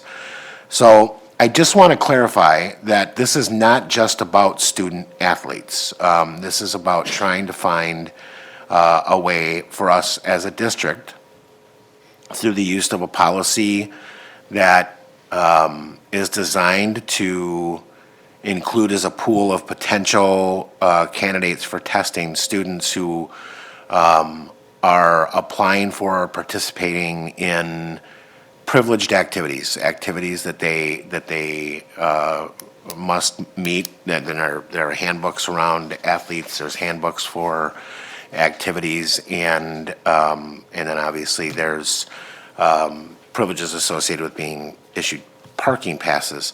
So the purpose is to try to expand that that pool. And I just want to reiterate that this is not about, at least from my perspective, and I think in reading all the policies I saw from other districts, about trying to find ways to punish kids. This, at least from my perspective, this is about trying to help the families, kids, the district, to identify those who may have substance abuse issues, and provide them with the opportunity to get help, guidance, support from whether it's, redirecting that back to the families, or if coaches can be of help, or counselors at the school district, whatever. This is about identification and prevention. It's not about, from my perspective, punishment. I also want to point out, I did get a couple of emails at my board account, people concerned that this was just going to be testing for cannabis. And I think that may have come from the fact that I focused on that in my comments, because that was one of the things that had alarmed me, was, recent studies I've seen that show the immense danger to young people who use it. But I want to point out, this is not the sole focus. Alcohol, stimulants, opiates, to name a few, are in every policy we looked at, and I would expect it to be in any policy that we consider adopting. So I certainly want to point out that my concern is not just around that one particular substance, but about all substances that are potentially harmful to our students. Thank you, Mr. Watt. I think Mrs. Kozlowski has a comment, and then I want to. Thanks. I agree. I think we need a policy. I'm cautious about the scope of where it is, and I do want to reiterate that I think that parental rights plays a big part in here. But for me, this is much more about accountability, and I think identification is a key piece to make sure that we can identify those that are in privileged activities, sports, and other things like that. But accountability is a big thing for me. So as students, I don't know how long I'm going to last, but as students sign their code of conduct and they perform and they do all of this, they need to be held accountable to what they agree that they're going to do. And I think this also gives our staff and our coaches solid evidence and concrete support to be able to help the students get the support, also deliver consequences where needed. So I think the policy needs to get crafted. I'm not sure how wide I want the scope to be, but I think that's to be determined as we work together. Mr. Brooks? Thanks. And then Mr. Watt. I guess this is more of a question for admin. So what does the school district of Waukesha do in terms of educating or training staff on ways to identify suspected drug use? Like, do we offer anything that kind of teaches our teachers or support staff how to identify signs that a student is potentially using drugs or alcohol or abusing them? Yeah, we, in our beginning of the year training, where I've talked about where trauma-informed care and just some of the signs for our students, we do talk about just the basics of signs that maybe a student is, maybe needs to be brought to somebody else's attention, right? So if you're noticing, our teachers are fantastic of knowing who their students are, right, once they have them the first few days. But any signs of a massive change in behavior, a lot of that leads into not only drug use, but also what other factors are happening at home, right? So the student's physical appearance is changing, the student has bloodshot eyes, the student has maybe sores, open sores, different things that you haven't seen. So our teachers, we go through that I won't call it training, but we go through that reminder on an annual basis to look for the signs of any student that may be experiencing a concern with drugs and or alcohol and or mental health struggles. So our teachers are fantastic. We just went through some of the mandatory reporting components and talked about that in student services, and they will notice when a student changes and they report it, and that works very well for our system. Yeah, so that was going to be my follow-up question is, I guess, is suspected drug use in and of itself part of mandatory reporting, or is it only if it if the educator or whomever's reporting it believes that it's linked to some other form of abuse. Any concern they have, I mean, it could be around drug use, it could be they hear a comment. The goal of our educators is to keep our environment safe. So if students are talking about drug use within the school, at school, that needs to be brought to the administration for possible some reasonable suspicion to investigate a little bit further, right? Have a conversation. Our burden of proof to keep the school safe is less than law enforcement, and it is for that purpose. If somebody doesn't have something they shouldn't, potentially impaired in the building, potentially impaired driving. And so our teachers are there for that as well, not just mental health concerns, but anything that is offered different or they hear that is concerning. Okay, great, thank you. Mr. Wadd. Yeah, if I could, and if Ms. Kozlowski would allow me, I just want to ask for clarification. I want to make sure that I understood it the same way that you meant it. So when you talk about accountability and consequences if they fail a test, I believe that what you're referring to are the consequences and accountability already called for in existing athletic codes and activity codes, right, that they've already signed on to. We're not talking about additional consequences as if they had been caught using it on campus or any legal referrals, That's correct? The Code of Conduct already calls out on the violations if it's a game suspension, whether it was sports-related or other pieces of that. And I think that there's questions on whether or not coaches have enough support to be able to make the decisions that they need to hold the students accountable. And I think this clears that air for them. Yeah, okay, thank you. I just wanted to make sure that it was clear. We're not looking to start holding people accountable that we wouldn't before or in a way that we wouldn't have. This is designed to work in conjunction with codes that we already have in place and provide additional tools to help identify and so forth, as I had mentioned in previous comments. Thank you. Maybe before I give it back to Mr. Harland, just appreciation that the committee was willing to take this up. I think that sounds like the next step is, we've got some work to do, right? There's policy, but then there's also going to be an implementation. There's going to be a schedule.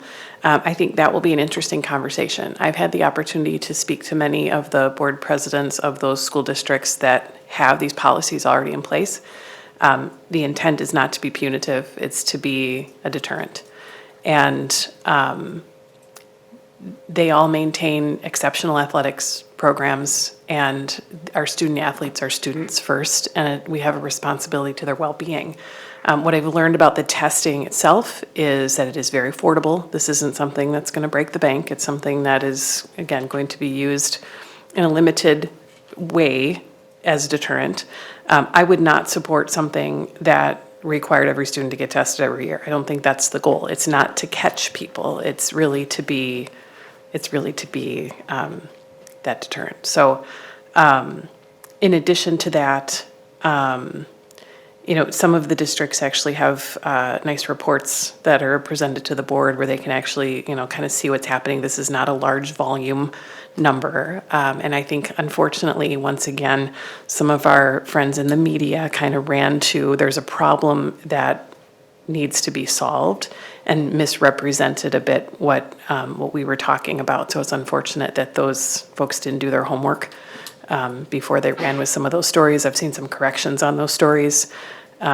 So I think it's just, we have to do some work on the policy, and then we have to kind of look at what is that schedule going to look like, and how are we going to make sure that it's in the best interest of students and their well-being. So thank you for that. Okay, Mr. Harland. Very good. Our final discussion and information item was enrollment and school choice update. Mr. Papp provided information about school choice, including acceptance of students in tiers 1, 2, and 3. All elementary and middle school tier 1 and tier 2 requests were granted. District-wide, 93% of school choice requests were granted. This completes the Student Services Committee report. As stated earlier, the committee will not meet in April, but will meet again on Tuesday, May 5th, here in the boardroom. Thank you, Mr. Harland. All right, the next committee report is Human Resources and Compensation Committee, given by Mr. Zenobia. Thank you, Dr. Piasek. Earlier this evening, when the committee met, we took up the action item of the approval of the recommended candidate for the position of Chief Information and Technology Officer. And the administration had recommended Brian Yearling for that position. Brian is a servant leader who is solution-oriented and has demonstrated a collaborative approach with teachers, with students, and parents for the best possible outcomes for students. Brian is a continuous learner and brings a system approach in the area of technology and tech integration.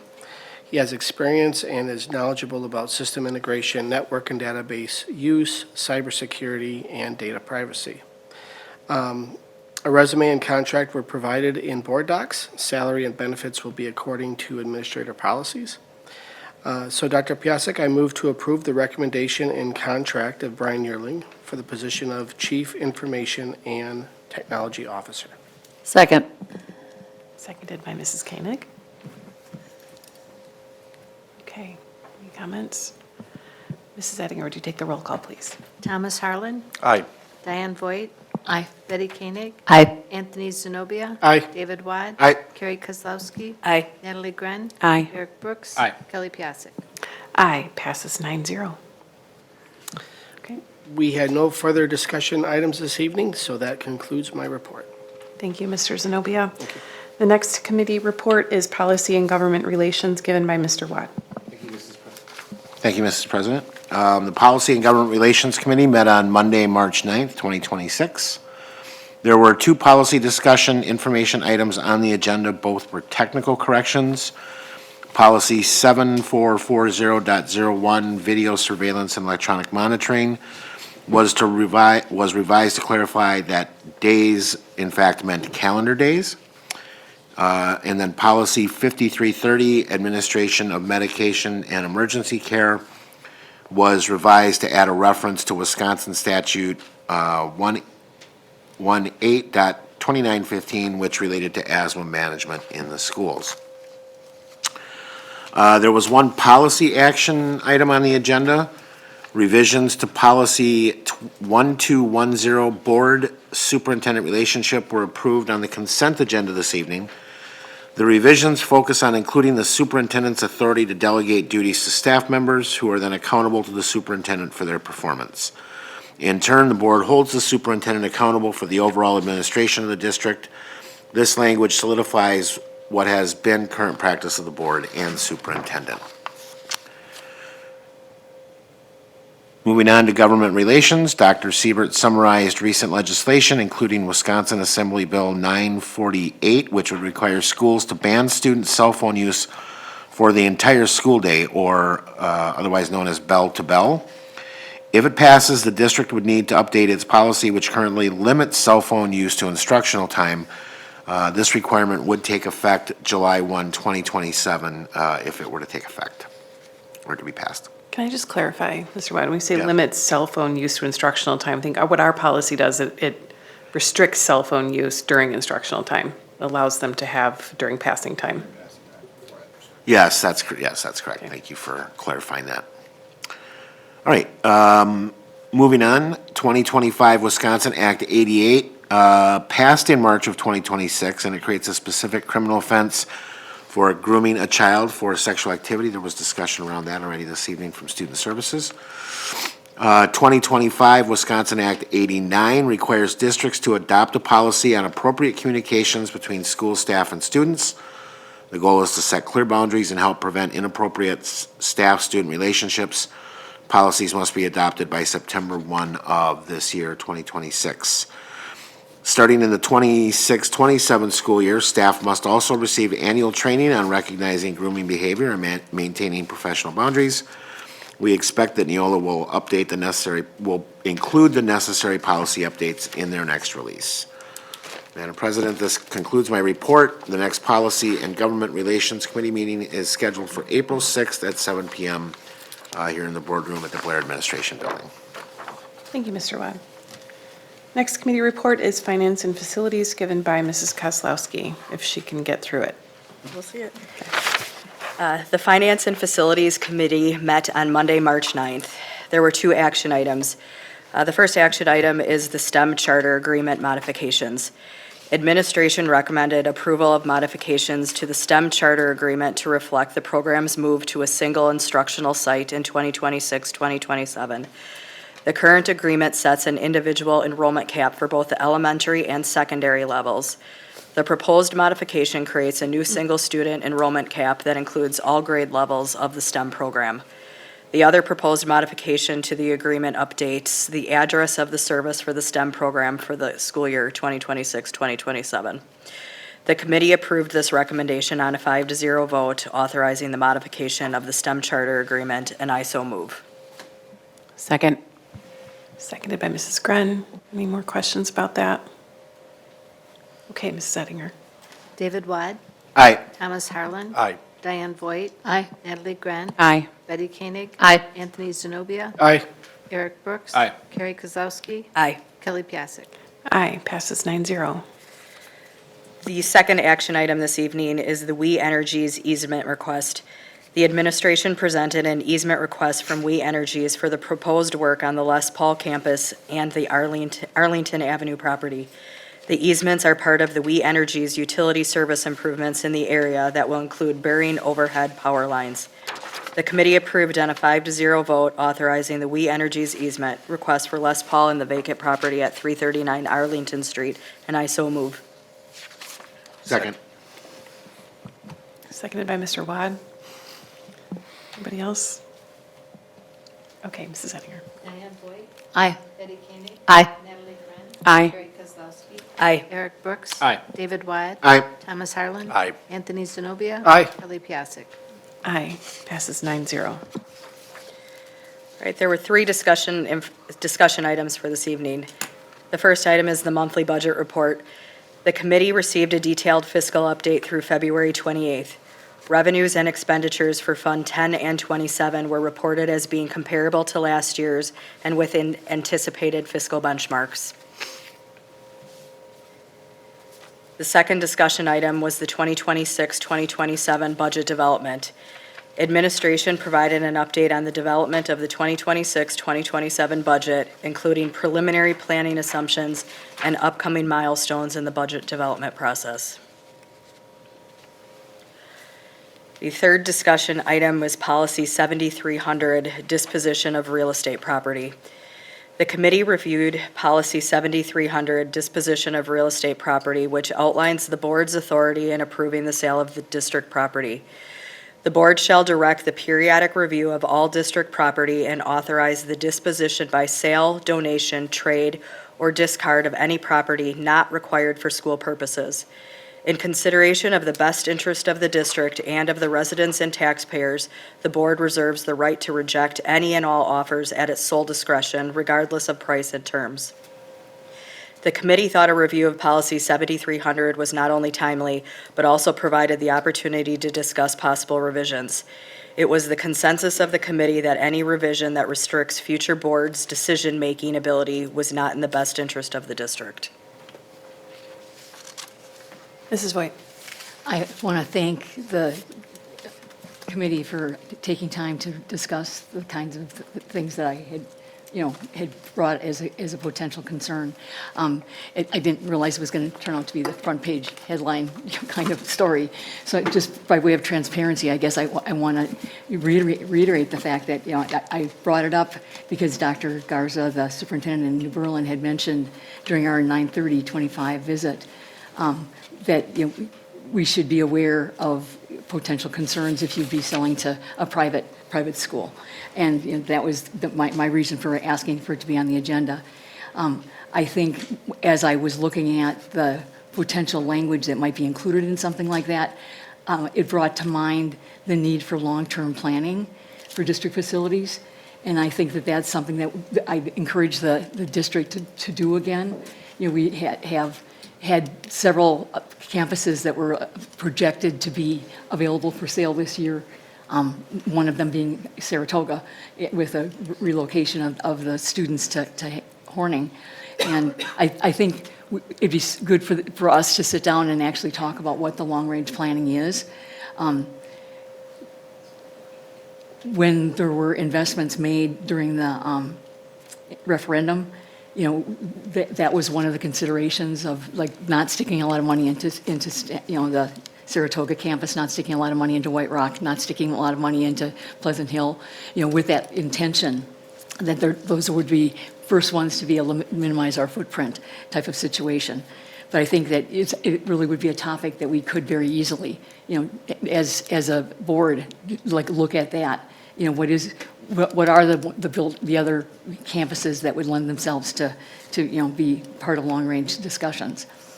I think another topic that we ended up having a lot of discussion about was the projected growth and future needs. If the business expansions that are projected for Waukesha would come true, and hundreds of new employees are hired, will we have space? Again, I appreciate the feedback that we got from the report tonight that yes, there is.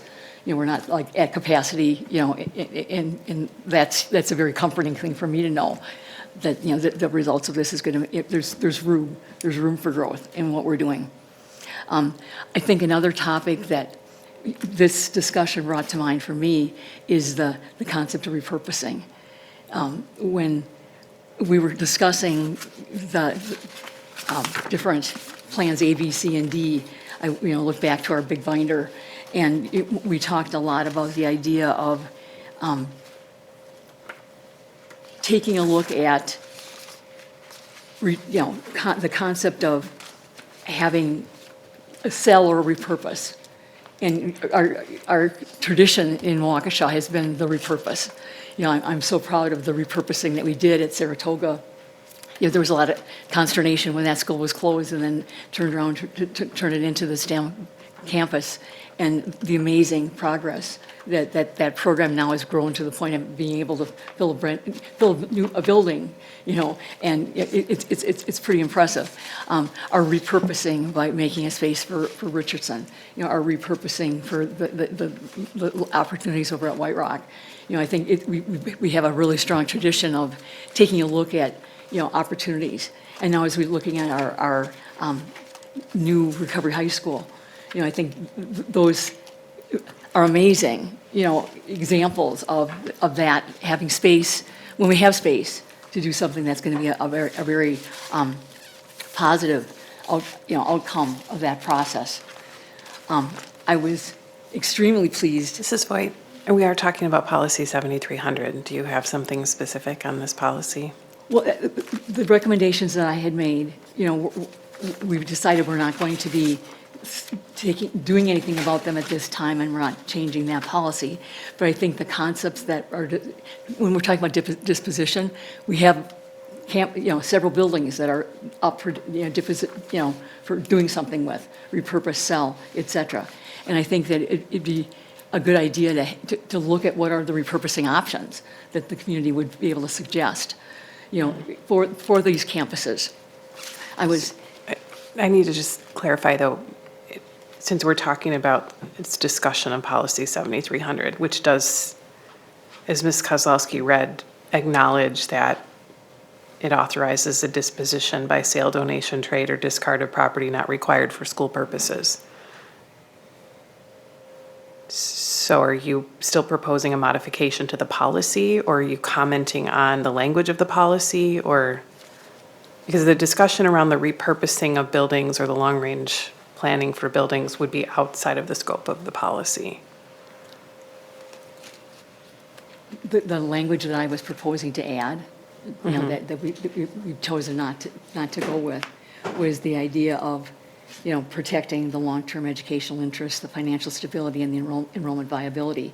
And those are the reasons for that language was the kinds of concerns that I had just mentioned. The repurposing fits into that, the long-term, being the purpose, again, the language I was looking at is the district facilities are public assets funded by taxpayers for the purpose of supporting public education. And the board has a fiduciary responsibility to manage public assets in a manner that protects the long-term interests of the district and its students.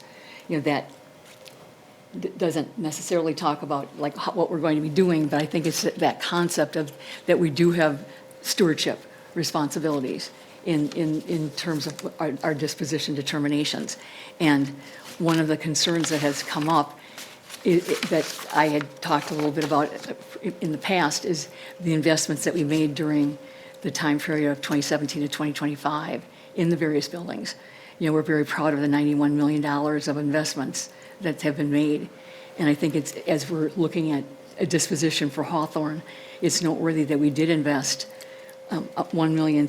Mrs. White, I'm sorry, I don't see how this is germane to the revisions of the policy. I think I have to stop you unless there's something specific. And I think as the committee discussed, there was not an interest to move forward with modifications, but I think that the district needs to be transparent about that stewardship as we do our dispositions. You know, it's important to realize that we did invest $3.6 million. Point of order, do we not have a potential sale on our agenda later? we do. We will have opportunity if And we that- specifically want to talk about a specific property. I think this is outside the scope of the revisions to the policy, unfortunately. Mr. Wad? Yeah, so I just want to address something that Ms. Voigt mentioned at the start of her comments on this and has been mentioned in other places, and that is this idea that the superintendent at New Berlin, Dr. Garza, had expressed some guidance to not sell to private schools. Now, I was there the same day that Ms. White was. I don't recall those comments. I'm not saying they didn't happen. I don't recall them. But I just want to, because Dr. Garza is not here himself, I want to share with this committee some information he shared when he was asked if such a policy exists. I do need to ask you, though, Mr. Watt, is this germane to the discussion or revision of Policy 7300? So the proposal was, the revision proposals were to prohibit sale to private schools. Ms. Voigt has gone on the record saying that Dr. Garza has a specific position. I want to clear that up. I feel as though. I would just caution any board member for speaking on behalf of a superintendent of another district. I'm going to read his words from an email that he has. Okay. Is that suitable? I'm just asking that we stay on topic. I understand, but he was quoted, and I want to quote him. Since arriving in 2007 and prior to that, the school district of New Berlin has sought ways to reduce unnecessary costs, increase revenue, and mitigate the impact on taxpayers. Specifically, the district had to right size to achieve that, which included divesting excess properties in schools. While the district deliberated on potential impacts, such as private schools purchasing properties, its priority remained reducing unnecessary costs, increasing revenue sources, and mitigating taxpayer impact. While it has not been easy, these are the tasks we face when leading high-quality districts like ours. Please know that our student achievement rates continue to reach the highest levels year over year. We've expanded student programming and continue to retain and recruit the most highly qualified staff for our students, all while keeping taxpayers in mind. I just wanted to make sure that Dr. Garza's feelings on this were accurately represented in his own words. Okay, at this point, I think I just want to limit the discussion to discussion or possible, or of any of the context of Policy 7300. Mr. Brooks.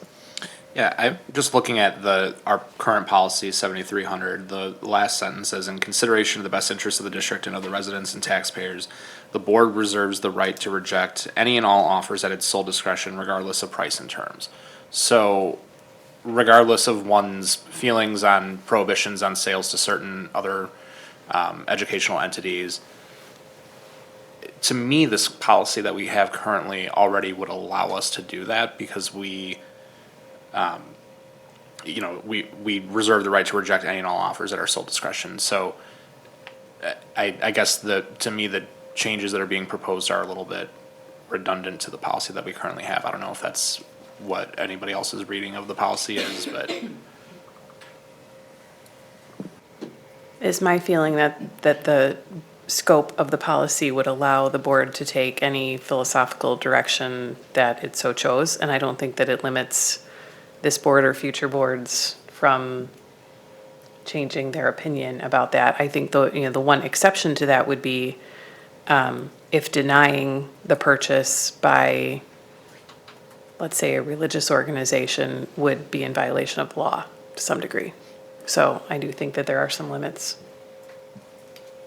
Thank you.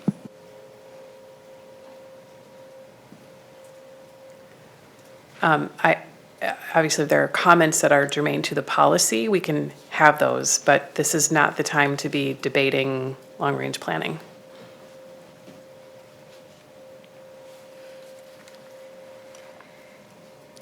Am I free to move on?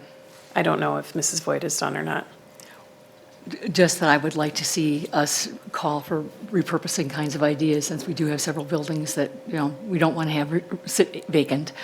Let the community have an opportunity to, suggest and, consider things. Great ideas have come out of the past closures, and I'm hoping that same thing happens in the future. Thank you. Okay, Mrs. Kozlowski. The Finance and Facilities Committee reviewed the proposed sale of the Hawthorne property and voted 4-1 in open session to recommend approval of the sale. The final review of this matter is agendized for closed session this evening pursuant to Wisconsin Statute 19.85, Parent 1, Parent E, to discuss the potential sale of district property and the investing of public funds where competitive or bargaining reasons require a closed session. The board will then reconvene in open session for consideration and possible action. It is important to note that during the district's Optimizing Our Future discussions, the potential sale of district property was openly recognized as a possible part of the implementation process. As the district works to meet the needs of our students while addressing the challenges associated with sustained declining enrollment, decisions of this nature must be thoughtfully considered. The next Finance and Facilities Committee meeting will be held on April 6, 2026 at 5:30 p.m. in the boardroom. Dr. Piasek, this concludes my report. Thank you. Our last committee report this evening is the Teaching and Learning Committee given by Mrs. Koenig. Thank you, Madam President. The Teaching and Learning Committee meeting was held Tuesday, March 3rd, 2026 at 7 p.m. here in the boardroom. We have 4 discussion items on our agenda this evening. Our first discussion item is the AP Statistics Resource Renewal. Due to changes made by College Board to the AP Statistics course and exam beginning in the 26-27 school year, a high school math department is reviewing and realigning the curriculum. The last revision occurred in 2020 with few updates since that time. The course will change from 8 units to 5 in order to align with introductory college statistics courses and to allow AP teachers to cover fewer topics in more detail. The team has narrowed the resources and shared what they like about this curricular resource and how they plan to use it to increase student achievement. They plan to return to the committee in May to seek approval for the Practice of Statistics, 8th edition. Okay. Our second discussion item is AP Biology Resource Renewal. Due to changes, again, made by the College Board to the AP Biology course and exam beginning in the 2025-26 school year, as well as an outdated textbook, the high school science department is reviewing and realigning the curriculum. The last revision occurred in 2019 with few updates since that time. Last week, the team discussed the changes to the courses and shared the strengths of the resource with the committee. They will return to the T&L committee in May to seek approval of Biology in Focus. Our third discussion item is elementary science. Elementary science will be the final elementary curriculum implementation in our full overhaul of K-5 curricular resources, which began in 2021. Work to begin the curricular review process started last school year. The team began by evaluating the current curriculum's alignment with standards and analyzing student performance data from the past 5 years. Science curriculum currently varies between schools and is inconsistent between dual language and monolingual classrooms in grades 2 through 5. The team explained that curricular review process and identified 2 programs, PASCO and Activate Learning, to be evaluated through a classroom pilot. The team shared that the alignment to reading level, availability in both English and Spanish resources, available classroom tools and resources, and the progression of skills were all reasons for these resources being chosen to evaluate further. And our final discussion item is the AP US History curriculum review. The high school social studies department is currently reviewing and realigning the AP US History curriculum due to course and exam changes by College Board beginning in the 23-24 school year. The last curriculum revision occurred in 2015, and the district is in need of a new resource. This information item reviewed the exam changes and how the adoption of an updated and aligned curricular resource will best support students and teachers. The team has narrowed the resources and are recommending Fabric of a Nation. More information was shared with the committee about the various resources considered and why Fabric of a Nation is the recommended text. The TNL team has AP US History and AP Biology textbooks available this evening for interested board members who are not on the committee. They can also provide access to the additional resources discussed at a board member's request. Madam President, this concludes the Teaching and Learning Committee report. Please remember that there will be no TNL meeting in April, and our next meeting will be held on Tuesday, May 5th at 2026 at 7 p.m. here in the Blair Administration Building boardroom. Thank you. Thank you, Mrs. Koenig. I feel like after we review all these textbooks, we should all have to take the tests, see how we do. Oh, she's in. It's a Mr. good thing Harlan? they're making the tests easier. That's right, they reduced it from multiple choice of 5 to 4, so 3% easier. Yeah, okay. Thank you, Mrs. Koenig, and thanks to the committee. There's a lot of work happening, so thank you, everybody, and the TNL department. Okay. That concludes our committee updates for this evening. We'll move to other business. Are there any recommendations for future board or committee action or discussion items? Okay, seeing none, we do have a need to adjourn to executive session this evening, and we would be looking for, do we need D?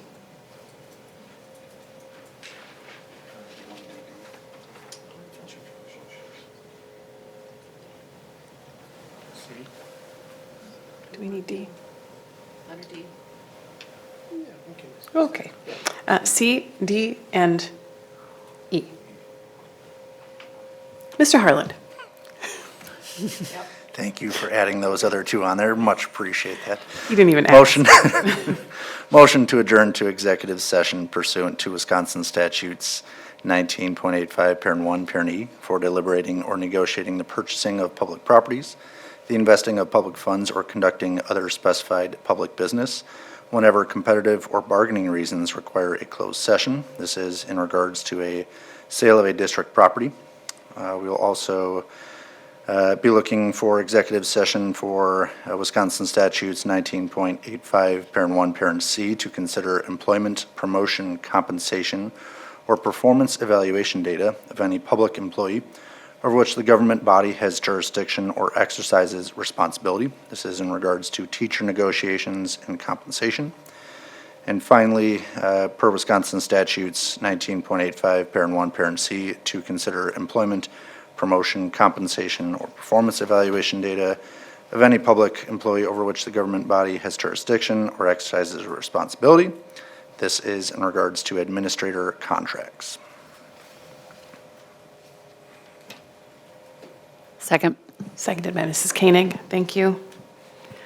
Okay, Mrs. Ettinger, would you take the roll call, please? Natalie Gren, Aye. Anthony Zenobia. Aye. Thomas Harlan. Aye. David Wad. Aye. Carrie Kozlowski. Aye. Eric Brooks. Aye. Diane Voigt. Aye. Betty Koenig. Aye. Kelly Piasek. Aye, passes 9-0. So we will move to closed session. We will reconvene, likely to take action. And our next meeting is scheduled here in the boardroom on Wednesday, April 8th at 6:30 p.m. And have a good spring break, everybody. Okay. Okay, we are reconvening to open session to consider the approval of the sale of Hawthorne Elementary School at 1111 Maitland Drive in Waukesha to the Adeline Montessori School. Mrs. Kozlowski. I motion to accept the purchase and sale agreement as presented from Adeline Montessori. Second. Seconded by Mr. Brooks. Any discussion?